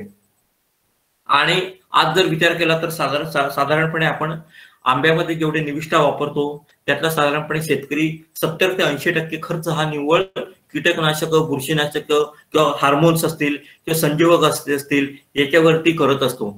आणि हे जर आपण योग्य पद्धतीने एक क्रिटिकली वापर केला किंवा आपण प्रिसिजन पद्धतीने, प्रिसिजन फार्मिंग त्याला म्हणतो, त्याचा अवलंब करून जर आपण त्याचा वापर केला तर निश्चितच आपण चांगल्या प्रकारे उत्पादन घेऊ शकतो. आज काय होतं की बदलतं वातावरण आहे, हवामानामध्ये होणारे बदल आहेत, अवेळी पडणारा पाऊस आहे, वाढणारी आर्द्रता किंवा ह्युमिडिटी आहे, याचा सुद्धा दुष्परिणाम आपल्याला दिसून येतो. ती आंब्याला जी त्याची फिजिओलॉजी असते ती बदलत जाते. ज्या ठिकाणी मोहर येणं अपेक्षित असते त्या ठिकाणी पालवी येते, येणारे रोग आहेत, येणाऱ्या किडी आहेत, हे यांच्यासाठी हा पोषक वातावरण ठरत असतं. त्यामुळे आपला अनाठायी खर्च हा शेतकऱ्यांचा वाढत असतो. त्यामुळे आपण जर रोग किंवा कीड याचं नियंत्रण करण्यापूर्वी ती येऊच नये याच्या दृष्टीने जर आपलं नियोजन असेल तर चांगल्या प्रकारे आपण आंब्याचं व्यवस्थापन हे करू शकतो. आणि याच्या दृष्टीने रोग किंवा किडीचं नियंत्रण आहे याच्याविषयी स्वतंत्र मार्गदर्शन आपल्याला होणार आहे. पण एकात्मिक पद्धतीने जर आपण त्याचा विचार केला, आपल्या बागांचं व्यवस्थापन असेल, जर घनदाट बागा असेल त्याचे विरळणी करणं, फांद्यांमध्ये पुरेसा सूर्यप्रकाश जाऊ देणं, जमिनीची चांगल्या प्रकारे स्वच्छता असणं, बागेची स्वच्छता असणे, ह्या ज्या गोष्टी आज आपण केल्या तर त्याचा एकात्मिक भाग म्हणून आपण चांगल्या प्रकारे येणारे रोग असतील, येणाऱ्या किडी असतील ते थोडंसं आपण नियंत्रण करू शकतो. त्या दृष्टीने आपले व्यवस्थापन असणं हे किंवा शेतकऱ्यांचं व्यवस्थापन असणं हे गरजेचं असतं. आता निर्यात करणं, आंब्याची निर्यात करणं किंवा इतर काय ज्या गोष्टी असतील याच्या थोड्या दृष्टीने आपण विचार करणं आज आपली गरज आहे. आज निर्यातक्षम उत्पादन म्हणतो आणि खरोखर त्यात तितकं एक्सपोर्ट होतं का, त्याचं उत्पादन होतं का, हेही आपण थोडंसं समजून घेतलं पाहिजे. आता आंब्याचं एक्सपोर्ट म्हटलं तर आंबा हे आपल्या भारतातलं एक लिडिंग फ्रूट क्रॉप किंवा महत्वाचं फळ पीक आहे की त्याचे निर्यात ही मोठ्या स्वरूपामध्ये होते. त्याच्या खालोखाल द्राक्ष असतील किंवा सिट्रस ग्रुप मधले फळं असतील ह्याचं निर्यात होत असतं. परंतु निर्यातीच्या दृष्टीने केला तर आंबा हा आंब्यापासून प्रक्रिया केलेले पदार्थ हे टॉपमोस्ट आपेडच्या माहितीनुसार एक महत्वाचं पीक की ज्याच्यामधून आपण एक्सपोर्ट अर्निंग किंवा परदेशी चलन आपण मिळवू शकतो. हे आंबा हे महत्वाचं पीक आहे. त्याच्यामध्ये महत्वाचे देशमध्ये तुमचं इंग्लंड म्हणजे युके, त्याच्यानंतर बांगलादेश, UAE म्हणजे गल्फ कंट्रीज हे तर प्रामुख्याने उत्पादन किंवा निर्यातीच्या दृष्टीने महत्वाचे, निर्यात करण्याच्या दृष्टीने महत्वाचे देश आहेत की ज्या ह्या 3 देशांमध्ये साधारणपणे 80 ते 82% फळांची निर्यात ह्या 3 देशांमध्ये होत असते. उरलेल्या त्याच्यामध्ये अमेरिका असेल, जपान असेल, आफ्रिकन कंट्रीज असतील याच्यामध्ये सुद्धा आपली आंब्याची निर्यात ही मोठ्या स्वरूपामध्ये होत असते. आता निर्यात करण्यासाठी सुद्धा काही बंधनं त्या देशाचे आपल्याला असतात. जपानमध्ये असेल तर व्हेपरेट ट्रीटमेंट असेल किंवा अमेरिकेसारख्या देशामध्ये पाठवायचे असेल तर रेडिएशनची ट्रीटमेंट गरजेचे असते. म्हणजे प्रत्येक देशाची गरज पाहून त्यांचे रिक्वायरमेंट्स आहेत, त्याचे प्रोटोकॉल आहेत, त्या दृष्टीने त्याचे आपण नियोजन करून त्या देशाला आंब्याचं एक्सपोर्ट करणं ही आपली महत्वाची गोष्ट ठरू शकते. मुख्य म्हणजे रसायन विरहित उत्पादन करणं की जेणेकरून त्याच्यामधलं कीटकनाशक असेल, बुरशीनाशक असेल, संजीवक असेल याचा कुठल्याही प्रकारे रेसिड्यू न राहणं, अंश न राहणं हे आपली महत्वाची गोष्ट असते. त्याच्यानंतर पुढे सर्टिफिकेशन असेल, त्या देशांचा प्रोटोकॉल असेल त्याप्रमाणे आपण मार्केटिंग करणं ही आपली महत्वाची गोष्ट असते. आणि याच्यासाठी आपल्याला सर्टिफिकेशन किंवा प्रमाणीकरण हे अत्यंत गरज आहे. आज आपल्याला मँगोनेटच्या माध्यमातून हे सगळं तंत्रज्ञान आज आपल्या शेतकऱ्यांपर्यंत उपलब्ध झालेलं आहे. त्याच्यामध्ये महत्वाची गोष्ट म्हणजे युरो गॅप सर्टिफिकेशन जे युके किंवा युरोप कंट्रीजसाठी आपण जे एक्सपोर्ट करणार आहे त्याच्यासाठी युरो गॅप सर्टिफिकेट आपण त्या एजन्सी मार्फत घेऊ शकतो. ग्लोबल गॅप सर्टिफिकेशन ही आज आपल्याकडे उपलब्ध आहे. आणि आज महत्वाची शासनाची जी मँगोनेटची योजना आहे त्याच्यावरती सुद्धा शेतकऱ्यांनी रजिस्ट्रेशन करून आपण त्याच्या माध्यमातून सुद्धा आपण त्याचं उत्पादन आपलं आंब्याचं उत्पादन हे एक्सपोर्ट करू शकतो. दुसरी गोष्ट म्हणजे आंबा आणि काजू जे स्टेट लेवलला जे बोर्ड एस्टॅब्लिश झाले त्याचे सुद्धा आपण अप्रुव्हल घेऊन आपण करू शकतो. पणन महामंडळाचा सुद्धा त्याच्यामध्ये सहभाग आहे. शासनाचा कृषी विभाग हा त्याच्यामध्ये शेतकऱ्यांच्या हातात हात घेऊन आपण काम करत असतो. आपेडाची आपली एक्सपोर्ट ओरिएंटेड जे शासनाचा उपक्रम आहे ते आणि विद्यापीठाचं जे नवनवीन तंत्रज्ञान जे एक्सपोर्ट ओरिएंटेड उत्पादन घेण्याच्या दृष्टीने आहे त्याचं एकत्रित पद्धतीने ह्या सर्व घटकांचा विचार केला तर हे महत्वाचे घटक आपल्याला एक्सपोर्टच्या दृष्टीने किंवा ह्या एजन्सीज आपल्याला महत्वाच्या ठरू शकतात.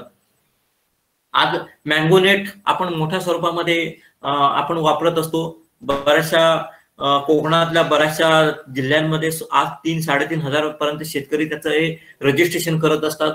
आणि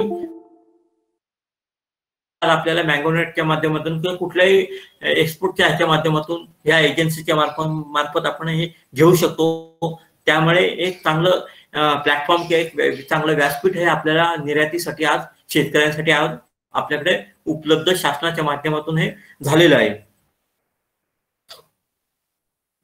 आता एक्सपोर्टच्या दृष्टीने उत्पादन घेणं किंवा त्याचं व्यवस्थापन करणं हे अत्यंत महत्वाची गोष्ट आहे. त्याच्यापेक्षा सुद्धा त्याची काढणी कशी असावी किंवा त्याच्या काढणीनंतर त्याचं व्यवस्थापन कसं असावं हे आज एक्सपोर्टच्या दृष्टीने महत्वाचं झालंय.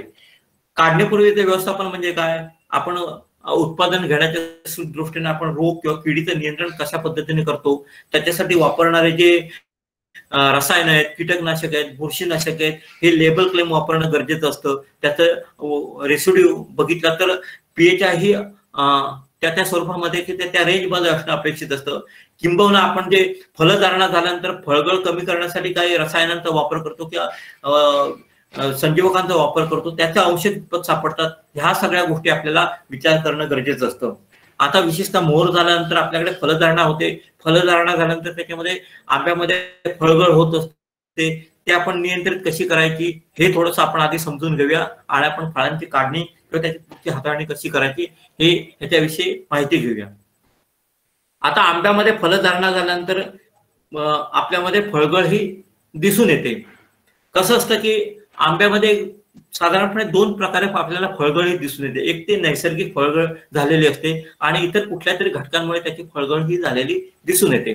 आता नैसर्गिक फळगळ कधी आपण म्हणतो की एखाद्या आंब्याच्या झाडाला किंवा कलमाला मोहर आलाय, मोहरावरती फलधारणा झाली आणि नॅचरल किंवा नैसर्गिक फळं ही वाढीच्या अवस्थेमध्ये गळून जातात. अगदी वाटाण्यावरी फळं, गोटीच्या आकाराची फळं झाली की त्या आंब्याच्या कमांवरून ही खाली जमिनीवर गळत असतात. ही नैसर्गिक काही वेळा फळगळ होते. ती फळगळ का होते तर अतिस्वरूपामध्ये एखाद्या कलमाला मोहर आला, त्याच्यावरती अतिफलधारणा झाली तर ती फळं ही त्या झाडाला किती भार त्या फळाचा सहन करू शकतात, पोसू शकतात. तेवढीच फळं झाडावर ठेवून अतिरिक्त झालेली फळ ही निसर्गतः झाडावरून गळून पडतात. म्हणजे साधारणपणे तुम्हाला एक उदाहरण द्यायचं झालं की माझी स्वतःची वजन उचलायची किंवा वजन वाहून नेण्याची क्षमता 50 किलो पर्यंत आहे. आणि माझ्या डोक्यावरती जर तुम्ही 60-70 किलोचा बोजा दिला, वजन दिलं तर मी 5-10 पावलं जाईन आणि आपोआप ते डोक्यावरचं वजन खाली ढकलून देईन. का ढकलून देईन की माझी तेवढी क्षमताच नाही.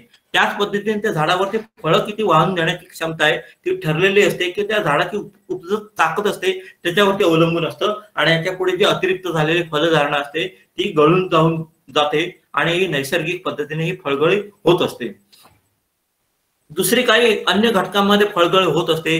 त्याच्यामध्ये तर पहिली गोष्ट म्हणजे त्या झाडाची फिजिओलॉजी, म्हणजे त्याची शरीर क्रिया कशी आहे, त्याच्यामध्ये कशा स्वरूपामध्ये फळधारणा झालेली आहे, मोहर कितपत आलाय, मोहरामध्ये जी फलधारणा झाली त्याच्यामध्ये परागीभवन योग्य प्रकारे झालंय का हे थोडंसं आपल्याला समजणं गरजेचं असतं. ज्या ठिकाणी परागीभवन योग्य झालेलं नसतं त्या ठिकाणी ओहरीच्या फुलाचे ओहरीचं डेव्हलपमेंट होत नाही आणि त्या ठिकाणी वाढीच्या अवस्थेमध्ये फळगळी झालेली फळं काळी पडून ती गळलेली आपल्याला दिसून येतात. काही वेळा काय होतं की फळधारणा खूप झाली आहे, टप्प्याटप्प्याने झाडाला मोहर येतोय आणि सारखा मोहर येत राहिला की ज्या ठिकाणी पहिल्या मोहरामध्ये फलधारणा झाली त्या ठिकाणी अन्नवहनाची क्रिया ही कमी होते आणि नवीन मोहर आलेला आहे त्या ठिकाणी ठिकाणी जास्त अन्न ग्रहण केलं जातं आणि त्यामुळे पर्यायाने ज्या ठिकाणी पहिल्या ठिकाणी फळधारणा झाले त्या ठिकाणी आपल्याला फळगळ ही झालेली दिसून येते. याचं कारण काय तर प्रत्येक ठिकाणी झाडामध्ये ती उपजत की निसर्गता ताकद असते की ज्या ठिकाणी नवीन वाढ होते, नवीन पालवी येते, नवीन मोहर येतो त्या ठिकाणी जास्त अन्नवन होत जातं आणि ज्या ठिकाणी अगोदर फलधारणा झाले त्या ठिकाणी कमी स्वरूपामध्ये अन्न हे होतं. आपल्याला प्रापंचिक जीवनामध्ये सुद्धा आपल्याला असंच दिसून येतं की आपल्याला समजा 2 अपत्य झाली, दुसरं अपत्य झालं की पहिल्या अपत्याकडे थोडस दुर्लक्ष होतं. त्याच पद्धतीने झाडामध्ये सुद्धा तीच रचना झाडामध्ये एक फिजिओलॉजिकल कंडिशन निर्माण होते आणि त्या ठिकाणी आपल्याला असं दिसून येतं की परत जर मोहर आला तर त्या ठिकाणी पहिल्या मोहरावरती फलधारणा झाली असते, त्या ठिकाणी फळगळ ही झालेली दिसून येते की त्याला आपण इंग्रजीमध्ये रिकरंट फ्लॉवरिंग असं आपण म्हणतो. आणि अशी परिस्थिती जर आपल्याला दिसून आली, परत मोहर जर येत असेल तर त्या ठिकाणी त्या आपल्या कलमाला किंवा झाडाला आंब्याच्या बागेत पुरेसा मोहर आलेला आहे, त्या ठिकाणी आपण जर 50 ते 100 ppm जर जिब्रेलिक ऍसिड ची फवारणी केली, म्हणजे 1 ग्रॅम जिब्रेलिक ऍसिड 20 लिटर पाण्यामध्ये घेऊन जर फवारलं तर आपण हे परत येणारा मोहर हा आपण नियंत्रित करू शकतो. दुसरी गोष्ट म्हणजे काय की काही वेळा आपल्याला झाडाला पुरेसं पोषण, अन्नद्रव्याचं पोषण होत नाही, त्या ठिकाणी त्या वाढीच्या अवस्थेमध्ये फळांच्या वाढीला आवश्यक अन्न घटक अपुरे पडले की त्या ठिकाणी फळगळी होत असते. आणि ही अन्नद्रव्याची कमतरता आपण फॉलियर न्यूट्रिशन किंवा फवारणीच्या माध्यमातून आपण भागवू शकतो. त्याच्यामध्ये पोटॅशियम नायट्रेट की त्याला आपण 13-0-45 हे म्हणतो, ते एक 2 ते 3% तीव्रतेचं म्हणजे 5 ते 10 ग्रॅम प्रति लिटर घेऊन फवारणी केली तर आपण फळगळ ही नियंत्रित करू शकतो. आज आम्रशक्ती नावाचं एक रसायन विद्यापीठाने विकसित केलंय की नत्रस्फुरत पालाश बरोबर काही सूक्ष्म अन्नद्रव्य आहेत, त्यांचा कॉपर असेल, झिंक असेल, जास्त तुमचं मॅग्नेशियम असेल, ह्या ज्या घटकांचा वापर करून किंवा अन्नद्रव्याचा वापर करून आम्रशक्ती हे द्रावण केलंय. ते साधारणपणे 1 लिटर द्रावण 19 लिटर पाण्यामध्ये घेऊन त्या जर आपल्या आंबा कलमांवरती फवारणी केली तर निश्चितच आपण फळगळ थांबवू शकतो, उत्पादन वाढवू शकतो. किंबहुना काही वेळा काय होतं की जमिनीमध्ये जर पाण्याचा ताण बसला असेल, पाण्याचं प्रमाण कमी झालं तर त्या ठिकाणी सुद्धा आपल्याला फळगळ ही झालेले दिसून येते. त्या ठिकाणी साधारणपणे आपण 150 ते 200 लिटर पाणी एका आठवड्याच्या अंतराने जर फळवाढीच्या अवस्थेमध्ये दिलं तरी सुद्धा आपण फळगळ ही नियंत्रित करू शकतो.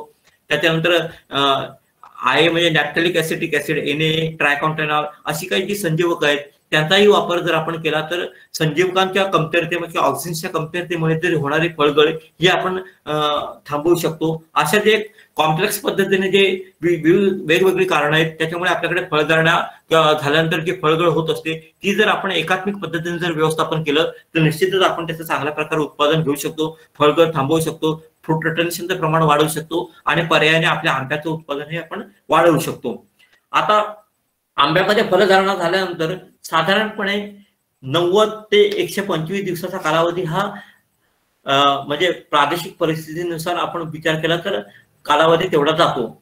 कोकणामध्ये विचार केला तर साधारणपणे फलधारणा झाल्यापासून एक 90 ते 105 दिवसामध्ये हापूस आंबे तयार होतात.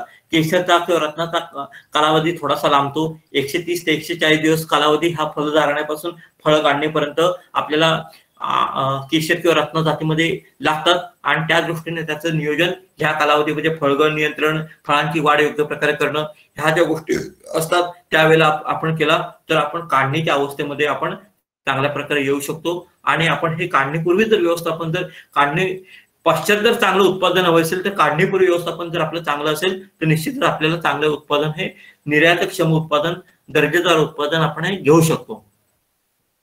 आता आंब्याची काढणी किंवा काढणी पश्चात तंत्रज्ञान, त्याच्यामध्ये आपण महत्वाच्या टप्प्यांचा विचार करू. काढणी कशी करावी, त्याचं ग्रेडिंग कसं करावं किंवा त्याचं पुढचं विपणन कसं असावं, हँडलिंग कसं असावं, ह्या जर विचार केला तर सुरुवातीला आपण काढणी आणि त्याची प्रतवारी याच्याविषयी थोडक्यात माहिती घेऊ.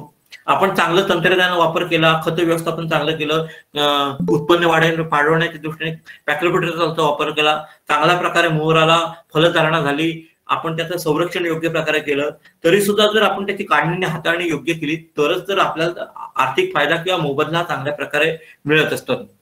फळं जर आपण जर कोवळी काढली किंवा पूर्ण मॅच्युअर फळं नाही काढली तर काय होतं की ती कोमेजतात फळं पिकल्यानंतर सुद्धा त्याला चांगली चव येत नाही, अति जून जर फळं काढली तरी सुद्धा आपल्याला अपेक्षित त्याचे रिझल्ट मिळत नाही. हापूस सारख्या जाती त्याच्यामध्ये स्पॉन्जी टिश्यू किंवा आपण त्याला साका म्हणतो ते आपल्याला विकृती दिसून येते.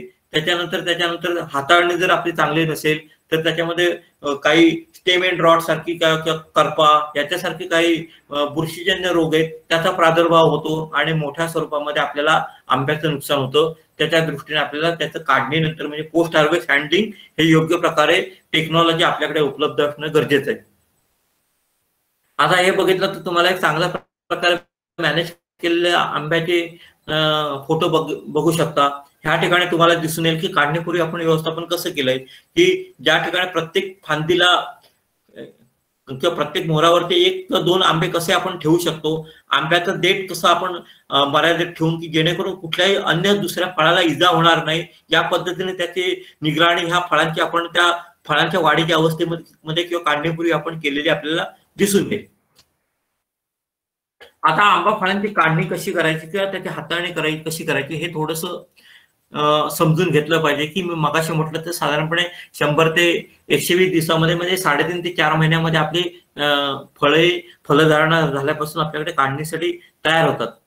आता तुम्ही झाडावरती बघितलं तर एक साधारणपणे फेब्रुवारी मार्च महिन्यामध्ये तुम्हाला असं लक्षात येईल की झाडावरती सगळ्या प्रकारच्या अवस्था त्या आपल्या आंब्याच्या कलमावरती दिसून येतात.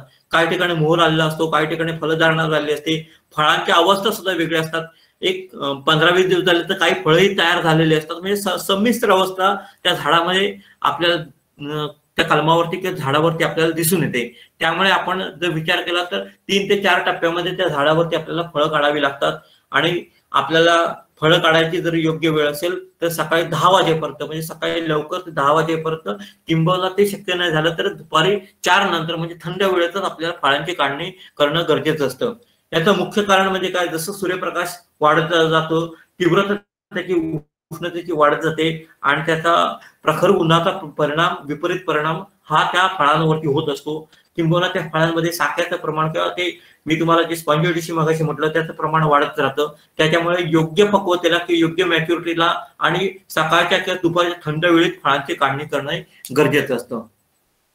आता मी तुम्हाला मॅच्युरिटी म्हटलं, पण मॅच्युरिटी म्हणजे काय, ते पक्व फळं काढणीला योग्य झाली आहेत का हे आपण कसं ठरवू शकतो. तर त्याच्या 2-3 चाचण्या आहेत.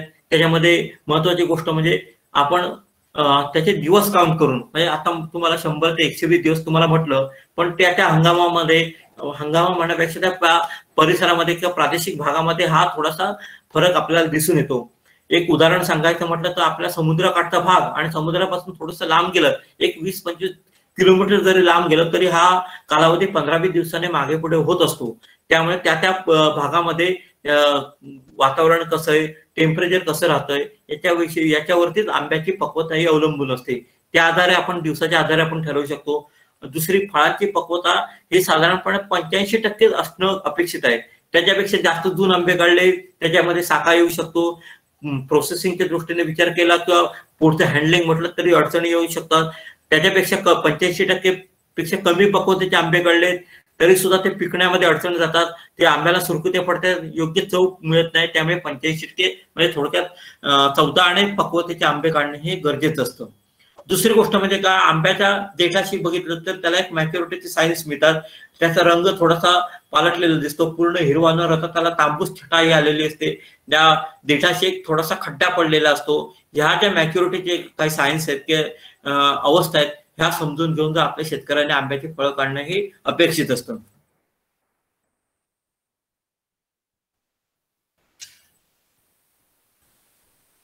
पुढची गोष्ट म्हणजे आपली काढणी.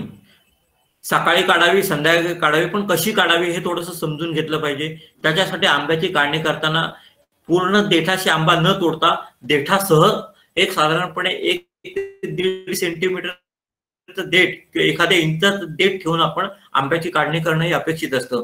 काय होतं की ज्या ठिकाणी आपण देठासकट आंबा काढतो किंवा देठ विरहित आंबा काढतो त्याच्यामध्ये जर तुम्ही फरक समजून घेतला तर ज्या ठिकाणी देठ नसतं त्या ठिकाणी आंब्याच्या फळातनं हा डिंक चीक बाहेर येत असतो. त्या चिकावरती बुरशी वाढते. त्या बुरशीतनं आतमधल्या रसामध्ये त्या बुरशीचा प्रादुर्भाव होत जातो आणि ते आंबे आपल्या विक्रीला किंवा खाण्यासाठी हे उपयोगी ठरत नसतात. त्यामुळे ज्या ठिकाणी आपण देठ ठेवतो त्या देठातनं कुठल्याही रोगाचा रोगाचा प्रादुर्भाव होत नाही, बुरशी वाढत नाही, त्याच्यातला रस किंवा असणारा चीक आपोआप आटला जातो आणि ते देठ हे कालांतराने 4-5 दिवसांनी गळून जातं. त्यामुळे देठासकट आंबा काढणं हे आपल्याला अत्यंत गरजेचं आहे आणि ती दक्षता काढण्याच्या वेळी आपण घेणं गरजेचं आहे.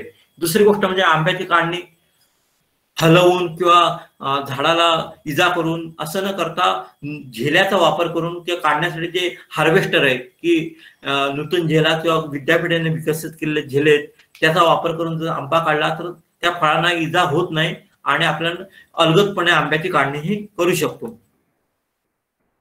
आपण बघू शकता की कशा पद्धतीने आपण म्हणजे 85% मॅच्युरिटीची फळाची काढणी आपण कशी करतोय.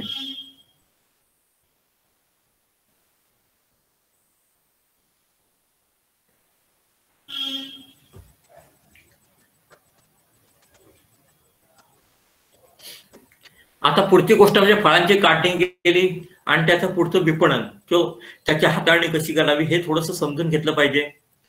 आता देशांतर्गत म्हणजे डोमेस्टिक मार्केट म्हणतो किंवा आपण एक्सपोर्ट म्हणतो, निर्यात म्हणतो आणि त्याच्यासाठी एकतर आपलं ग्रेडिंग किंवा प्रतवारी हे अगदी काटेकोर असणं गरजेचं आहे.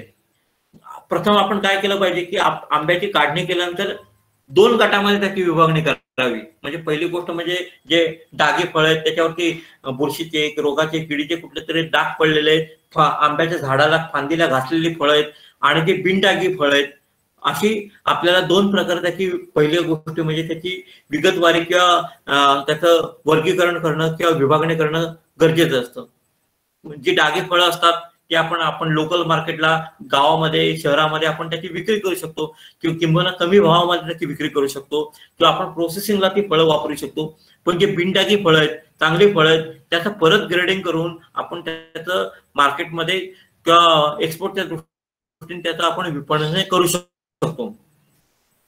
आता त्याचं सुद्धा आपण जेव्हा आपण बिनडागी फळं काढली आहेत पण ते योग्य मॅच्युरिटीचे आहेत हे आपण कसं ठरवू शकतो, त्याच्यासाठी एक छोटीशी आपण चाचणी करू शकतो. साधारणपणे काय करायचं की जे आंबे जे काढलेले असतात ते आपण त्याची मॅच्युरिटीची खात्री करायची असेल किंवा त्याची पक्वता आपण ठरवायची असेल तर आंब्याचे काय करायचे तर साधारणपणे आपल्याला 2.5% मिठाच्या पाण्यामध्ये ते आंबे टाकायचे. म्हणजे 25 ग्रॅम मीठ हे 1 लिटर 10 लिटर पाण्यामध्ये घालून त्या पाण्यामध्ये जर आंबे बादलीमध्ये घेऊन जर आंबे बुडवले आणि जर ते आंबे पाण्यामध्ये जर बुडत असतील, जे आंबे त्या मिठाच्या पाण्यामध्ये बुडून राहिले असतील ते आंबे अतिजून झालेत म्हणजे 85% पेक्षा जास्त मॅच्युरिटीचे आंबे झालेत हे आपण ठरवायचे आणि ते आंबे बाजूला करायचे. जे आंबे मिठाच्या पाण्यामध्ये तरंगत आहेत ते आंबे योग्य मॅच्युरिटीचे किंवा योग्य तयार झालेले आंबे तेच आपण विक्रीसाठी किंवा एक्सपोर्टसाठी आपण वापरू शकतो. जे बुडलेले आंबे ते जास्त पक्व झालेले आंबे ते एक्सपोर्टच्या दृष्टीने आपल्याला थोडेसे धोक्याचे ठरू शकतात की ज्याच्यामध्ये साखरेचं कुठल्याही विक्रेतेचं प्रमाण आहे त्याच्यामध्ये येऊ शकतो, लवकर मॅच्युअर होऊ शकतात, जे ट्रान्सपोर्टमध्ये त्याचं नुकसान होऊ शकतं. त्यामुळे योग्य मॅच्युरिटीचे आंबे आपल्याला विपणन करणं गरजेचं असतं. आता जे आपण निवडलेले आंबे असतात त्याचं आपण वजनाच्या आधारे जे बिनडागी आपण चांगले आंबे निवडले त्याचं वजनाच्या आकारे आपण त्याचं परत ग्रेडिंग करू शकतो. ABCD या ग्रेडमध्ये वजनाच्या आकाराने आपण त्याचं ग्रेडिंग करू शकतो. म्हणजे साधारणपणे A+ ग्रेडचा जर आंबा हवा असेल तर 300 ग्रॅम पेक्षा सुद्धा 300-350 ग्रॅमचे आंबे त्याच्यावरती आपण त्याचं ग्रेडिंग करू शकतो. A ग्रेडचा आंबा असेल तर साधारणपणे पाव किलो ते 300 ग्रॅम पर्यंत आंबा, 250 ते 250 ग्रॅम पर्यंत B क्लासमध्ये आंबा काढू शकतो, 200 ते 250 पर्यंत C क्लासला आणि एक साधारणपणे 175 पेक्षा कमी आंबे ते आपण लोकल मार्केटसाठी प्रोसेसिंगसाठी वापरू शकतो. असे ABCD ग्रेडमध्ये आपण त्याचं वर्गीकरण करून आपण त्या बॉक्समध्ये म्हणजे 5 डझनाचा, 6 डझनाचा, 7 डझनाचा किंवा 2 डझनाचा आपल्याला जसं सोयीचं आहे त्या पद्धतीने त्याचं आपण पॅकेजिंग हे करू शकतो.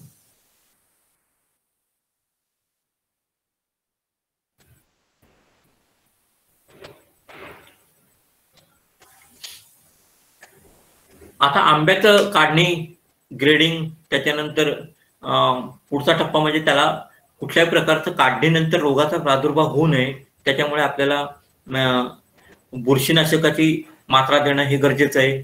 म्हणजे साधारणपणे आज जपानसारख्या देशामध्ये जर तुम्हाला आंब्याचा एक्सपोर्ट करायचा असेल तर वेपर हेड ट्रीटमेंट किंवा हॉट वॉटर ट्रीटमेंट ही कंपल्सरी झालेलं आहे की जेणेकरून आंब्यामध्ये असणाऱ्या फळमाशीचा प्रादुर्भाव ज्या फळांमध्ये झालाय तो प्रादुर्भावित फळं ही त्या देशामध्ये जाऊ नयेत ही दक्षता त्या देशाने घेतलेली. जपान असेल, युए असेल, अमेरिका असेल किंवा इंग्लंड असेल, ह्या देशाने ती दक्षता घेतली की कुठले रेसिड्यू कीटकनाशक, बुरशीनाशक, संजीवक याचा अंश त्या फळांमध्ये असता कामा नये. म्हणजे ती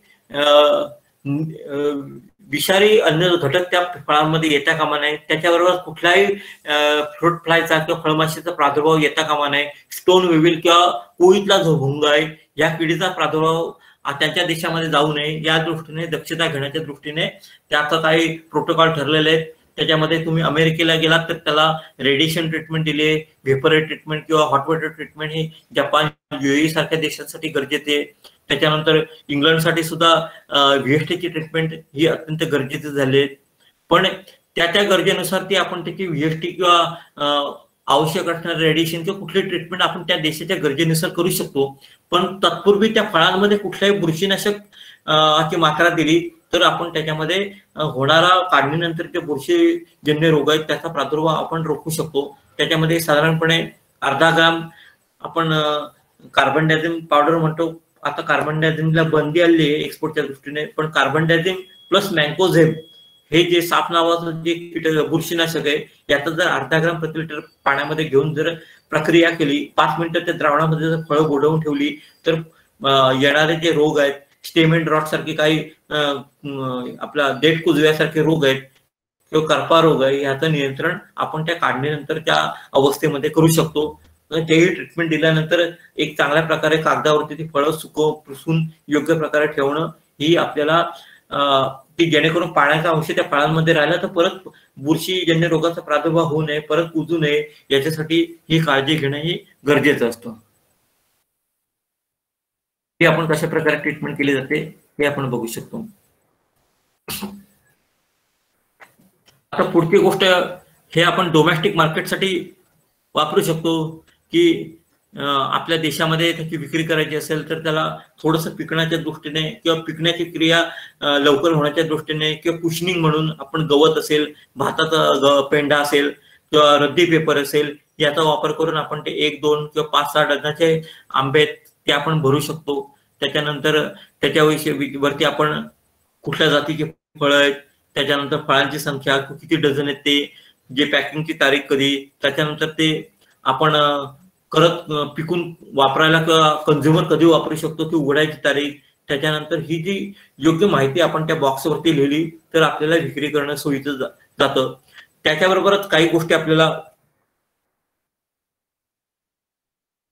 विचार करण्याची गोष्ट म्हणजे हे जर पॅकिंग केलं तर त्याची हाताळणी कशी करायची. तर मुख्य गोष्ट म्हणजे हे सगळ्या ज्या गोष्टी आहेत, फळांची काढणीनंतर ते पॅक हाऊसला आणणं, पॅक हाऊस नंतर त्याचे प्रोसेसिंग आपलं पॅक ग्रेडिंग करणं, बुरशीनाशकाची मात्रा देणं, ह्या ज्या गोष्टी आहेत हे आपल्याला थंड सावलीमध्ये किंवा पॅक हाऊसमध्येच करणं अपेक्षित असतं. उघड्यावरती उन्हामध्ये ह्या आपण गोष्टी करू शकत नाही. त्याच्यामुळे त्या फळामध्ये विकृती निर्माण होऊ शकतात, फळांची गुणवत्ता बिघडू शकते, त्याचं स्टोरेज लाईफ हे कमी, शेल्फ लाईफ हे कमी होऊ शकतं, लवकर पिकू शकतात. त्या दृष्टीने आपल्याला सुरक्षिततेच्या दृष्टीने या गोष्टीचा विचार करणं गरजेचं असतं. वाहतूक आपल्याला ज्या फळांची करायची असते त्या ट्रक, टेम्पो हे चांगल्या वाहनाने शक्यतो अगदी सकाळी किंवा रात्रीच्या थंडवेळी करणं अपेक्षित असतं. आणि उन्हाळ्यामध्ये कुठे त्याची साठवणूक न करणं किंवा कुठेतरी डंप करून ठेवलंय ह्या ज्या गोष्टी आपल्याला टाळाव्या लागतात किंवा किंबहुना शेतकऱ्यांनी टाळणं हे गरजेचं असतं. त्या दृष्टीने आपले व्यवस्थापन एखादी पोस्ट हार्वेस्ट चेन चांगल्या प्रकारे असेल तर हे आपण सहज पद्धतीने करू शकतो. हे आपण लोकल मार्केटसाठी आपण कशा पद्धतीने पॅकेजिंग करू शकतो हे आपण बघू शकताय.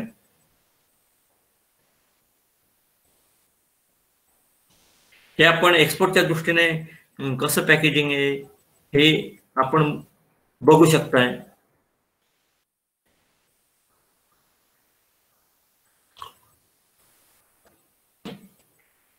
आता प्रमुख देशांतर्गत आपण विक्री कशी करायची याचे काही प्रोटोकॉल आपल्याकडे उपलब्ध असतात. समजा तुम्हाला अमेरिकेमध्ये किंवा युएसए म्हणजे युएसए मध्ये जर आपल्याला एक्सपोर्टला जायचं असेल तर रेडिएशन ट्रीटमेंट हे साधारणपणे करणं अपेक्षित असतं. आज आपल्याकडे लासलगावला जे नाशिकमध्ये कांद्याचं रेडिएशन सेंटर आहे, त्या ठिकाणी आंब्यासाठी सुद्धा आपल्याकडे उपलब्ध केलं गेलेलं आहे आणि त्या ठिकाणी आपण रेडिएशन ट्रीटमेंट देऊन अमेरिकेसारख्या देशामध्ये आपण आंब्याचे एक्सपोर्ट हा करू शकतो. मुंबईला BRC याच्यामध्ये सहभाग दाखवलेला आहे.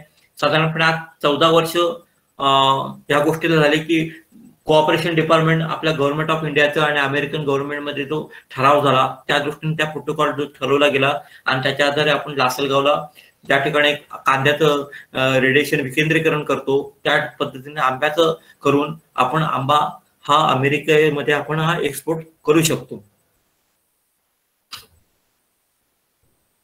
आता आपल्याला आंब्याचं एक्सपोर्ट करायचंय, जपान असेल, USA असेल, लंडन, इंग्लंड असेल, ह्या देशांमध्ये आपल्याला एक्सपोर्ट करायचंय, तर त्याच्यासाठी अपेडाने काही प्रोटोकॉल डेव्हलप केलाय किंवा स्टँडर्ड प्रोटोकॉल किंवा फ्लोचार्ट आपल्याला दिलेला आहे, तो थोडासा आपण समजून घेतला पाहिजे.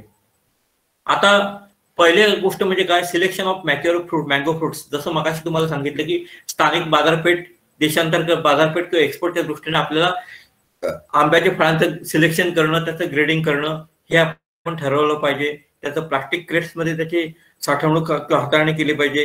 पॅक हाऊस मध्ये ती क्रेट आणून त्याच्यानंतर जो फळांवरती येणारा चीक आहे तो काढून 2 तास आंबे हे तसंच फील्ड हीट जी फळामध्ये ती काढण्याच्या दृष्टीने आपल्याला थंड ठिकाणी ठेवणं अपेक्षित असतं.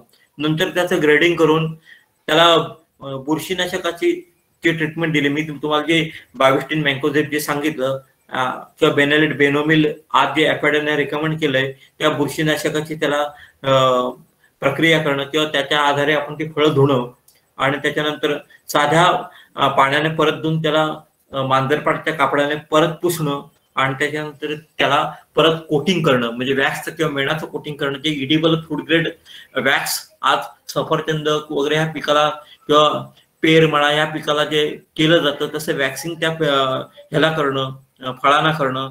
अतिरिक्त जे झालेलं जे वॅक्सिंग आहे ते परत पुसून टाकणं, ह्या गोष्टी पॅकिंग पूर्वी करणं अपेक्षित असतं. हे केल्यानंतर त्याचं पॅकिंग करणं, पॅकिंग केल्यानंतर ते कूल चेंबरमध्ये किंवा कूलिंग हाऊसमध्ये त्याचं पॅकेजिंग पॅक केलेलं मटेरियल किंवा बॉक्सेस ते परत कूल चेंबरमध्ये नेणं. त्याच्यानंतर इलेक्ट्रॉनिकली किंवा इलेक्ट्रिक पद्धतीने त्याला फोर्सफुली एअर कूलिंग करणं. त्याच्यानंतर त्याचं स्टोरेज करणं आणि त्याचं शिपिंग असेल म्हणजे समुद्र मार्गे किंवा विमान महामार्गे त्याचं वाहतूक करणं, त्या दृष्टीने त्याचं कोल्ड स्टोरेजमध्ये त्याचं वाहतूक करणं आणि नंतर शिपिंग, ह्या ज्या महत्वाचे टप्पे हे अपेडाने काही स्टँडर्ड प्रोटोकॉल दिलाय तो आपल्याला एक्सपोर्टच्या दृष्टीने अवलंबणं हे अत्यंत गरजेचं आहे. आता महाराष्ट्र राज्य कृषी पणन मंडळाने रत्नागिरीमध्ये आंबो एक्सपोर्ट सेंटर एस्टॅब्लिश केलंय. त्या ठिकाणी बऱ्यापैकी मेकॅनायझेशन झालेलं आहे. त्याच्या आधारे सुद्धा आपल्या भागातून एक्सपोर्ट हा आंब्याचा केला जातो. त्याच्यामध्ये हे जर तुम्ही बघितलं तर आंब्याचं वॉशिंग कसं केलं जातं, ते धुतले जातात, म्हणजे ऑटोमॅटिकली कसं ऑपरेट केलं जातं ह्याचे काही फोटोग्राफ्स आपल्याकडे उपलब्ध आहेत. आंब्यामध्ये स्वयंचलित म्हणजे ऑटोमॅटेड धुण्याचं यंत्र उपलब्ध आहे. त्याच्यानंतर हे असंच वाशी मार्केटमध्ये APMC मार्केटला हॉट वॉटर ट्रीटमेंट किंवा वेपर ट्रीटमेंट आपण त्याला म्हणतो, ती ट्रीटमेंट देण्याच्या दृष्टीने सुद्धा आज युनिट आपल्याकडे अपेडामध्ये उपलब्ध आहे, दिल्लीला उपलब्ध आहे, वाशी मार्केटला उपलब्ध आहे, रत्नागिरी मध्ये उपलब्ध आहे. त्याचा वापर करून आपण ही ट्रीटमेंट जी आवश्यक प्रोटोकॉल त्या देशाला आहे त्या ठिकाणी आपण हे देऊ शकतो. हे वजनाच्या आधारे आपण ऑटोमॅटिक ग्रेडिंग किंवा प्रतवारी आहे हे आपण त्याचं करू शकतो. ह्याला प्रत्येक ह्याला दोन्ही बाजूला त्याचे होल्स दिले, त्या वेटच्या आधारे त्याचं ग्रेडिंग होत जातं आणि त्या ग्रेडमध्ये ती फळं ही पडत जातात.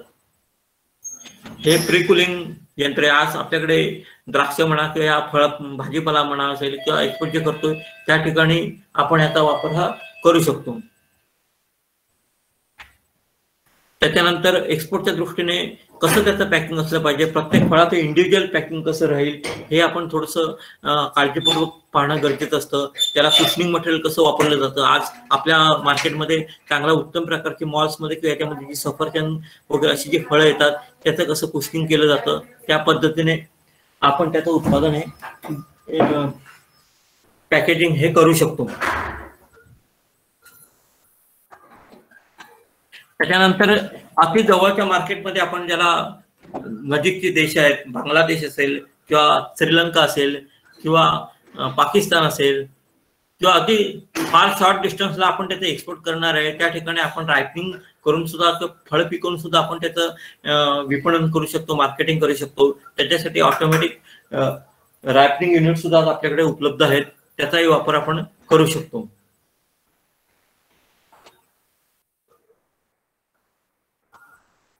हे रायपिंग चेंबरचा आतला भाग आहे, त्या ठिकाणी आपण ट्रीटमेंट देऊन फळं पिकवू शकतो.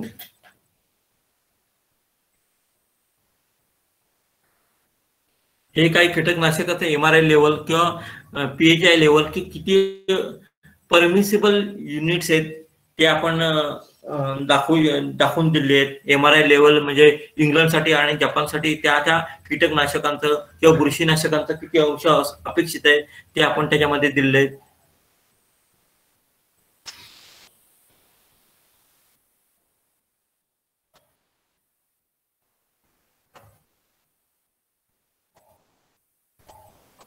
आता हे सगळं जरी होत असताना आपल्याला मी मगाशी म्हटलं तर उत्पन्न आपण एक्सपोर्टच्या दृष्टीने घेऊ शकतो किंवा डोमेस्टिक मार्केटच्या दृष्टीने होऊ शकतो, पण आपल्याकडे वातावरण बदलत चाललंय, त्याचा सुद्धा परिणाम आपल्या आंबा मोहरावरती कसा होत जातो. विशेषतः आपल्या भागामध्ये पश्चिम महाराष्ट्रामध्ये टेम्परेचर हे खूप कमी जातं, म्हणजे साधारणपणे 9 डिग्री 8 डिग्रीच्या खाली आपल्याकडे टेम्परेचर जातं. त्या ठिकाणी सुद्धा आपल्याला मोहरावरती अशी आपल्याला विकृती, मालफॉर्मेशन सारखे काही प्रकार आपल्या भागामध्ये आढळून येतात.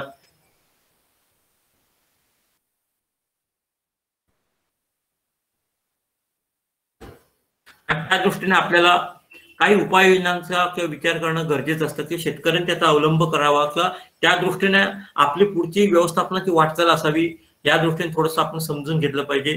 तर उत्पादन खर्च आपला कसा कमी होईल, इनपुटवरती खर्च कसा शेतकऱ्याचा कमी होईल याच्याविषयी आपल्याला थोडंसं लक्ष देणं गरजेचं आहे. ज्या ठिकाणी शक्य आहे त्या ठिकाणी यांत्रिकीकरण ही आपल्याला वापरणं करणं गरजेचं आहे. त्याच्यानंतर योग्य प्रकारे आपण खतांचं, कीटकनाशक असेल, पाणी असेल, त्याचा योग्य प्रकारे जर वापर केला त्याचा आपल्याला निश्चितच फायदा होऊ शकतो. आज पश्चिम महाराष्ट्रामध्ये सांगली असेल, कोल्हापूर असेल, त्या ठिकाणी आज फर्टिगेशनचं युनिट चांगल्या प्रकारे वापरलं जातं.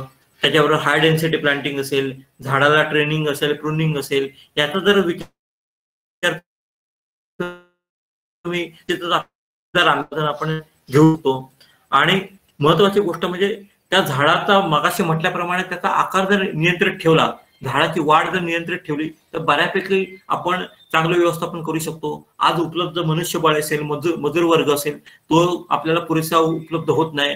वाढणाऱ्या मजुरांचे मजुरीचा दर आहे, ह्या ज्या गोष्टीचा विचार केला, गुणवत्ता जर विचार केली, निविष्ठांचा जर विचार केला तर आपल्याला योग्य झाडाचा आकार किंवा विस्तार, कॅनॉपी मॅनेजमेंट जे आपण त्याला म्हणतो ते जर केलं तर आंब्यामध्ये आपण यशस्वी आंबा उत्पादक हे ठरू शकतो. त्याच्यानंतर शेतकऱ्यांनी जी आपली weather based crop insurance scheme आहे त्याचाही शेतकऱ्यांनी अवलंब करणं गरजेचं आहे की जेणेकरून पूर्णतः निसर्गावरती अवलंबून न राहता आपलं मॅनेजमेंट सुद्धा त्या दृष्टीने असणं गरजेचं आहे. एक थोडासा प्रोत्साहनपर भाग म्हणून एक फळपीक विमा योजना आपण त्याचा फायदा शेतकरी घेऊ शकतात. त्याच्यानंतर आज जे बदलतं वातावरण आहे त्याप्रमाणे काय काय बदल होणं अपेक्षित आहेत, मोहर प्रक्रिया असेल, रोगकिडीचा अनुमान असेल, ज्याच्या दृष्टीने त्या दृष्टीने जे काही गाईडलाईन्स दिल्या जातात, विद्यापीठ असेल, कृषी विभाग असेल किंवा कृषी विज्ञान केंद्र असेल, त्या दृष्टीने शेतकऱ्यांना मार्गदर्शन केलं जातं. त्याचा सुद्धा शेतकऱ्यांनी अवलंब करून त्या दृष्टीने थोडंसं मॅनेजमेंटमध्ये मॉडिफिकेशन किंवा थोडासा बदल करून आपण त्या दृष्टीने जर काळजी घेऊन उत्पादन घेण्याच्या दृष्टीने प्रयत्न करणं हे आज गरजेचं झालंय. त्याच्यानंतर सर्व थरावर व्यापारी दृष्टिकोन अवलंबून त्याप्रमाणे नियोजन आणि व्यवस्थापन करणं हे फार महत्वाचं झालंय. एक आपल्याला पारंपरिक उत्पादन न घेता एक कमर्शियल व्हेंचर, कमर्शियल व्ह्यू ठेवून जर आपण आंबा बागायतदार म्हणून राहिलं तर आपल्याला एक चांगल्या प्रकारे एक निर्यातक्षम उत्पादक आंब्याचा आपण हे होऊ शकतो.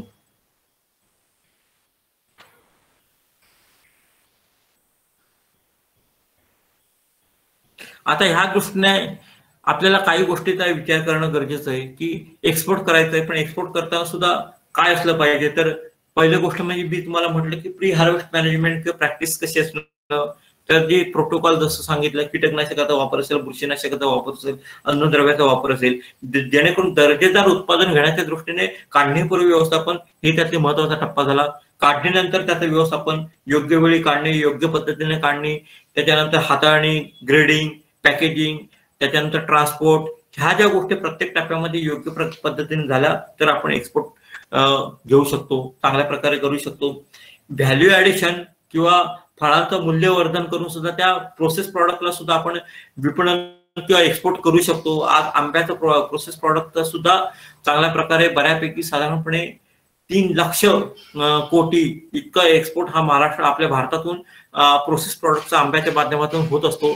तेही आपण प्रमाण वाढवू शकतो. म्हणजे एक प्रोसेस प्रॉडक्टच्या माध्यमातून सुद्धा आपल्याला आंब्याला एक चांगलं इंटरव्हेन्शन किंवा पुढे स्कोप आहे.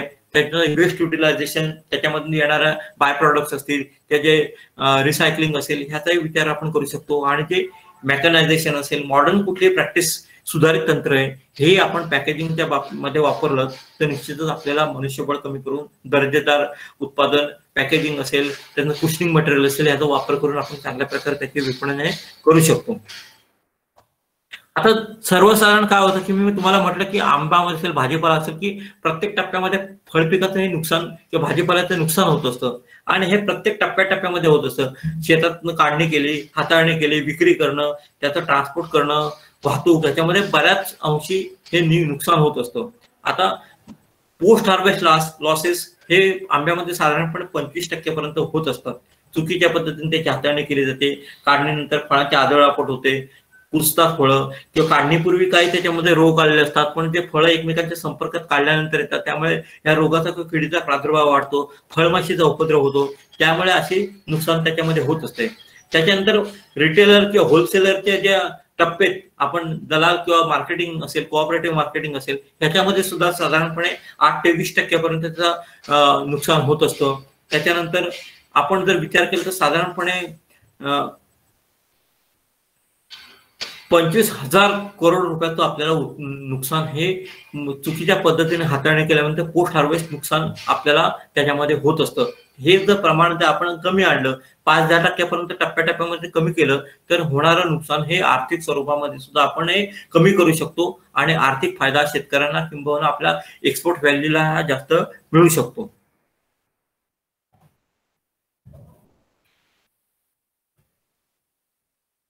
आता आपण जेव्हा एक्सपोर्ट करतो त्याच्यामध्ये महत्वाचे टप्पे म्हणजे त्याचं स्टेकिंग कसं केलं पाहिजे. साधारणपणे 8 ते 10 टप्प्या म्हणजे स्लॅबमध्ये त्याची साठवणूक केली पाहिजे. त्याच्यानंतर त्याच्या पुलिंग चेनच्या आधारे त्याचे हँडलिंग केलं पाहिजे. त्याच्यानंतर तुमचे रेफर व्हॅन्सच्या आधारे त्याचं शिपिंग किंवा तिथपर्यंत एअरपोर्ट पर्यंत जाईपर्यंत की हे झाली पाहिजे. त्याच्यानंतर काही स्पेसिफिकेशन्स हे कंटेनरसाठी हे केले की त्याची लेंथ म्हणजे त्याचा आकारमान केवढा असावं, त्याचे दरवाजे कितपत उभे राहिले पाहिजेत, त्याचं क्युबिक कॅपॅसिटी कंटेनरची किती असली पाहिजे आणि लोड वहन करण्याची क्षमता किती असली पाहिजे, हे काही स्पेसिफिकेशन हे आपल्याला 24 आणि 27,000 किलो कंटेनरसाठी हे स्पेसिफाय केलेले आहेत. हे काही आपल्याला मॅप पॅकेजिंगच्या बाबतीमध्ये आपण वापरू शकतो. त्याच्यानंतर व्हॅक्युम पॅकिंग म्हणजे त्याच्यामध्ये कुठलीही हवा न ठेवता आंब्याचं आपण पॅकिंग करू शकतो. अशी असंख्य तंत्रज्ञान त्या देशाचं एक्सपोर्टच्या दृष्टीने उपलब्ध आहे. पण हे करण्यापूर्वी पॅकेजिंग किंवा एक्सपोर्ट करण्याच्या दृष्टीने त्या दृष्टीने एक निर्यातक्षम उत्पादन आपण कसं करू शकतो, त्याचं व्यवस्थापन बाकीचं आपण कसं करू शकतो आणि उत्पादन घेऊन त्याचं विपणन कसं चांगल्या प्रकारे करू शकतो, हे जर पूर्ण तंत्र जर आपल्या शेतकऱ्यांनी बांधवांनी अवलंबलं, आंबा बागायतदारांनी अवलंबलं तर निश्चितच आपण चांगल्या प्रकारे आंब्याचं एक निर्यातक्षम उत्पादन हे घेऊ शकतो. दरवर्षी या गाईडलाईन्स मध्ये कुठेतरी बदल होत जातो, त्या देशाच्या प्रोटोकॉलमध्ये थोडाफार दरवर्षी हा बदल होत जातो. आज मँगोनेट सारखा प्लॅटफॉर्म आपल्या शेतकऱ्यांसाठी चांगल्या प्रकारे उपलब्ध आहे. त्याचा जर फायदा करून आज प्रत्येक टप्प्यावरती शेतकरी टू कंझ्युमर म्हणजे त्या ठिकाणी आपल्याला ट्रेसेबिलिटी ह्या आपल्याला मिळत जातात. प्रत्येक टप्प्यावरती आपल्याला ट्रेसेबिलिटी मिळत जाते. त्यामुळे आज आपल्याला मँगोनेट सारखं चांगलं प्लॅटफॉर्म शेतकऱ्यांना उपलब्ध आहे. त्या ठिकाणी नोंदणी करून आंब्याचं एक्सपोर्टर म्हणून जर आपण झालात तर निश्चितच अधिक आर्थिक फायदा आपल्या बागायतदारांना, आंबा बागायतदारांना, शेतकऱ्यांना निश्चितच मिळेल, याची मला शाश्वती वाटते, हमी वाटते. आणि त्या दृष्टीने आपलं सहकार्य निश्चितच कृषी विभाग असेल, विद्यापीठ असेल किंवा आपेडासारख्या काही एजन्सी असेल तर निश्चितच आपल्या शेतकऱ्यांना हे राहत असतं. फळपीक विमा योजनेच्या माध्यमातून आपण काही निकष वापरून त्याला सुद्धा आर्थिक मदत आपण शेतकऱ्यांना देत असतो. अशा पद्धतीने शेतकऱ्यांचं अपलिफ्टमेंट कसं चांगल्या प्रकारे होईल आणि एक्सपोर्टच्या दृष्टीने त्यांना प्रमोट करणं, याच्या दृष्टीने आज आपण थोडीशी माहिती घेतली. आज साधारणपणे 1.5 तासापेक्षा जास्त कालावधी आपण चर्चा केली किंवा मी तुम्हाला माहिती दिली आंब्याच्या विषयी, एक्सपोर्टच्या दृष्टीने, मॅनेजमेंटच्या दृष्टीने काय आपल्याला अडचणी असतील, आपल्या शंकांचं मी स्वागत करतो. मला निमंत्रित करून आपल्या रामेतीच्या माध्यमातून आपल्यापर्यंत संपर्क साधायची संधी मिळाली. मी आयोजकांचे, शासनाच्या कृषी विभागाचे, विद्यापीठाचे वरिष्ठांचे सर्वांचे आभार मानतो आणि इथेच थांबतो. धन्यवाद. धन्यवाद सर. अत्यंत छान पद्धतीनं मार्गदर्शन आपण सर्व प्रशिक्षणार्थींना केलेलं आहे. यामध्ये सर काय प्रशिक्षणार्थींच्या आमच्या काही शंका सर असणार आहे, त्यामध्ये आपण सेशनसाठी आपण आता खुलं करूया सेशन.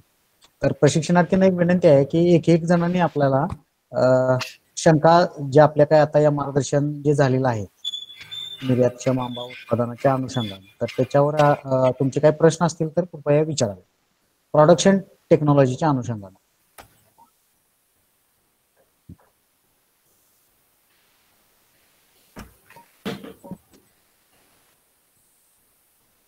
बेसिक सर मी आता सुरुवात करतो थोडस.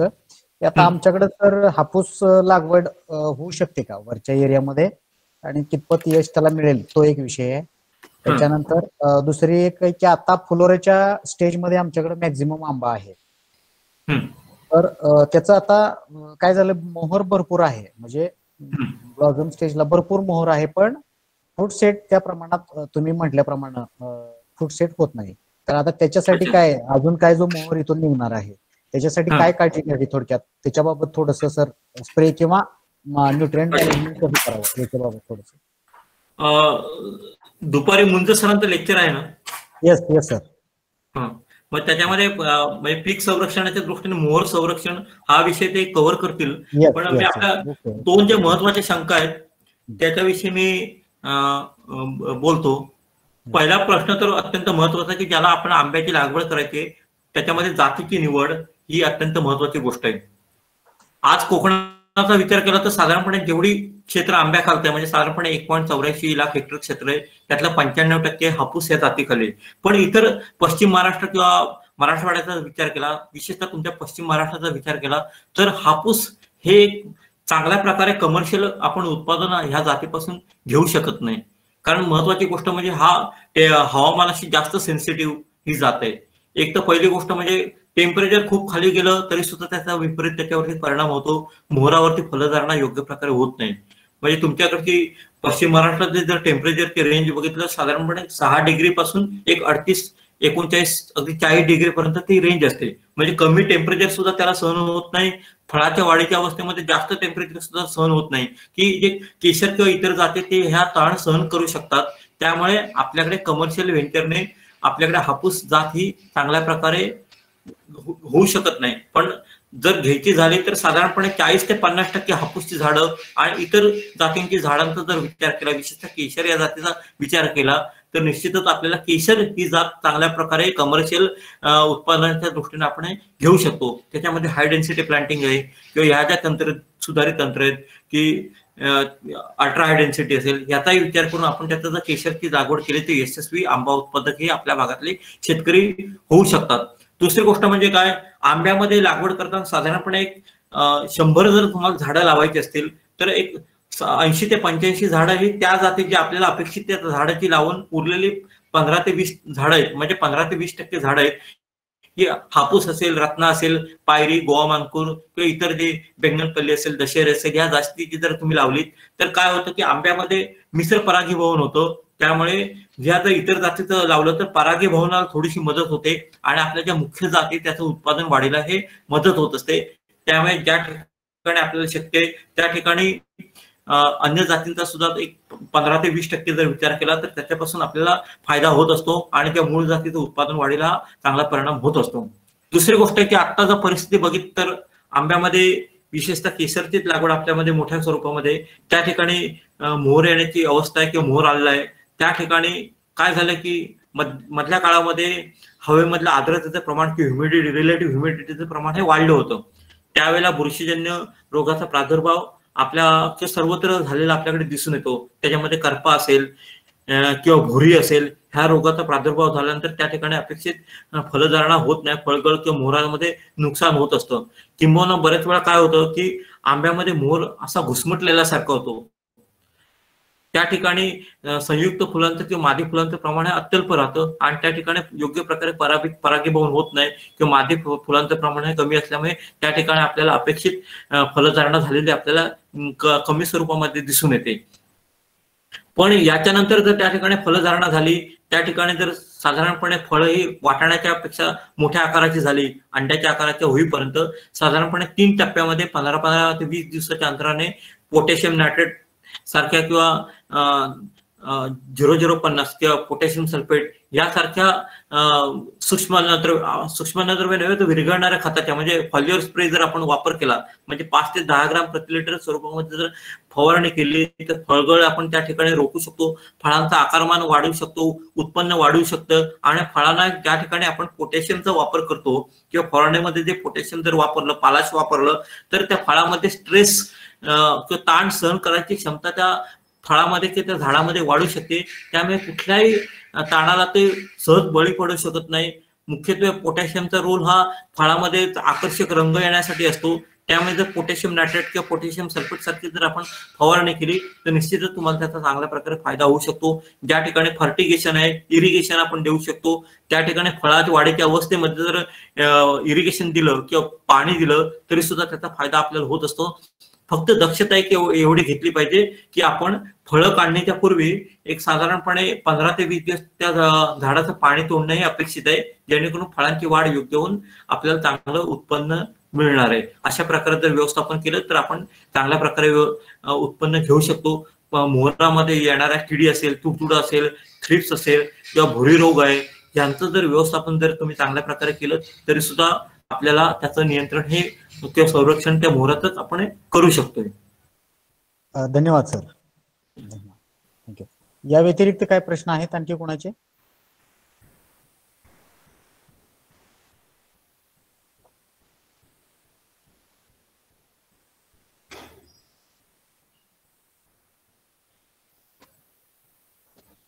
बोला. प्रशिक्षणार्थी मंडळी थोडस जरा ऍक्टिव्ह पार्टिसिपेशन जर आपण नोंदवलं तर थोडस बरं होईल. सरांना याकडून आपल्याकडून मग तर तुम्हाला काही समजलं नाही का काय याच्याबाबत तर काय बोला. शिकवलेलं सरांनी आता जे काय लेक्चर घेतलं सरांनी ते समजलंय का आपल्याला?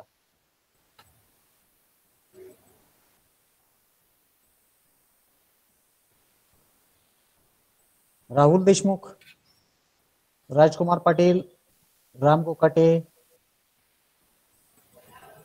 रामेश्वरी कांबळे, रवी किरण महिंद्रकर, काय तुमच्या प्रतिक्रिया काहीतरी द्या. समजतंय किंवा काय अडचणी आहेत तुमच्या काय बोला थोडस.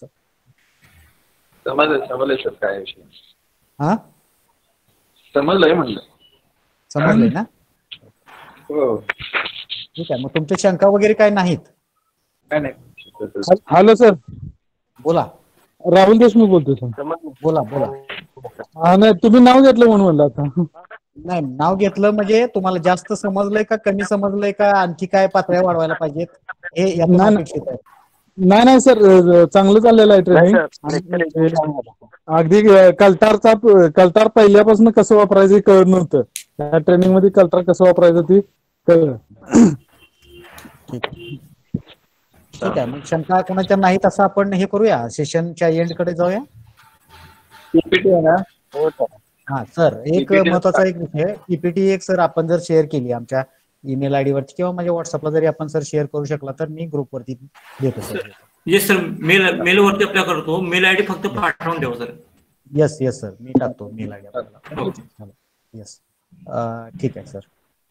तर सरांचं या ठिकाणी आपल्याला अत्यंत चांगल्या पद्धतीनं सुरुवातीपासून आंबा उत्पादन, निर्यातक्षम आंबा उत्पादन या विषयाच्या अनुषंगानं, त्याचबरोबर काढणी पश्चात तंत्रज्ञान, अत्यंत छान पद्धतीनं सरांनी पिक्टोरियल पीपीटीच्या माध्यमातून आपल्या समोर हा सगळा थोडक्यात मार्गदर्शनाचा तो परामर्श आपल्या सगळ्यांना करून दिला. त्याबद्दल रामेती आणि सर्व प्रशिक्षणार्थी यांच्या वतीने मी सरांची या ठिकाणी खूप खूप आभार व्यक्त करतो. सर, आपला नंबर एक मी यानंतर आमच्या सर्व प्रशिक्षणार्थींना शेअर करतो. जर क्षेत्रीय पातळीला काय अडचणी आल्या तर आम्ही त्यावेळेला सर काय शंका विचारल्या तर आपण सर मार्गदर्शन करावे अशी एक या ठिकाणी मी अपेक्षा व्यक्त करतो. नक्कीच सर, कधी मी 24 तास आपल्यासाठी बांधलेला आहे. कधी Yes, कोणाच्या शंका असतील, शेतकऱ्यांच्या असतील, कर्मचाऱ्यांच्या असतील, त्याच्या संदर्भात शंका असेल, आंबा असेल, आंब्या व्यतिरिक्त कुठले पिकं असतील त्याच्याविषयी आपण निश्चितच मार्गदर्शन करू sir. Yes yes sir, yes sir, thank you sir, thank you. पुन्हा एकदा सर आपले रामिती सर्व प्रशिक्षणार्थीच्या वतीनं मी आभार व्यक्त करतो आणि या ठिकाणी आपण बराच वेळ झालेला आहे, या ठिकाणी थांबूया. दुपारचं सेशन बरोबर 2 वाजता आपलं सुरू होईल. डॉक्टर मुंज सर आपल्याला मार्गदर्शक म्हणून पुन्हा लाभलेले आहेत. तर बरोबर 2 वाजता सर्व प्रशिक्षणार्थींनी वेळेवरती जॉईन व्हायचं आहे. 2 वाजून 5 मिनिटांनंतर मात्र मी कुणाला जॉईन करून पुन्हा घेणार नाही, याची सगळ्यांनी नोंद घ्यावी. धन्यवाद सर.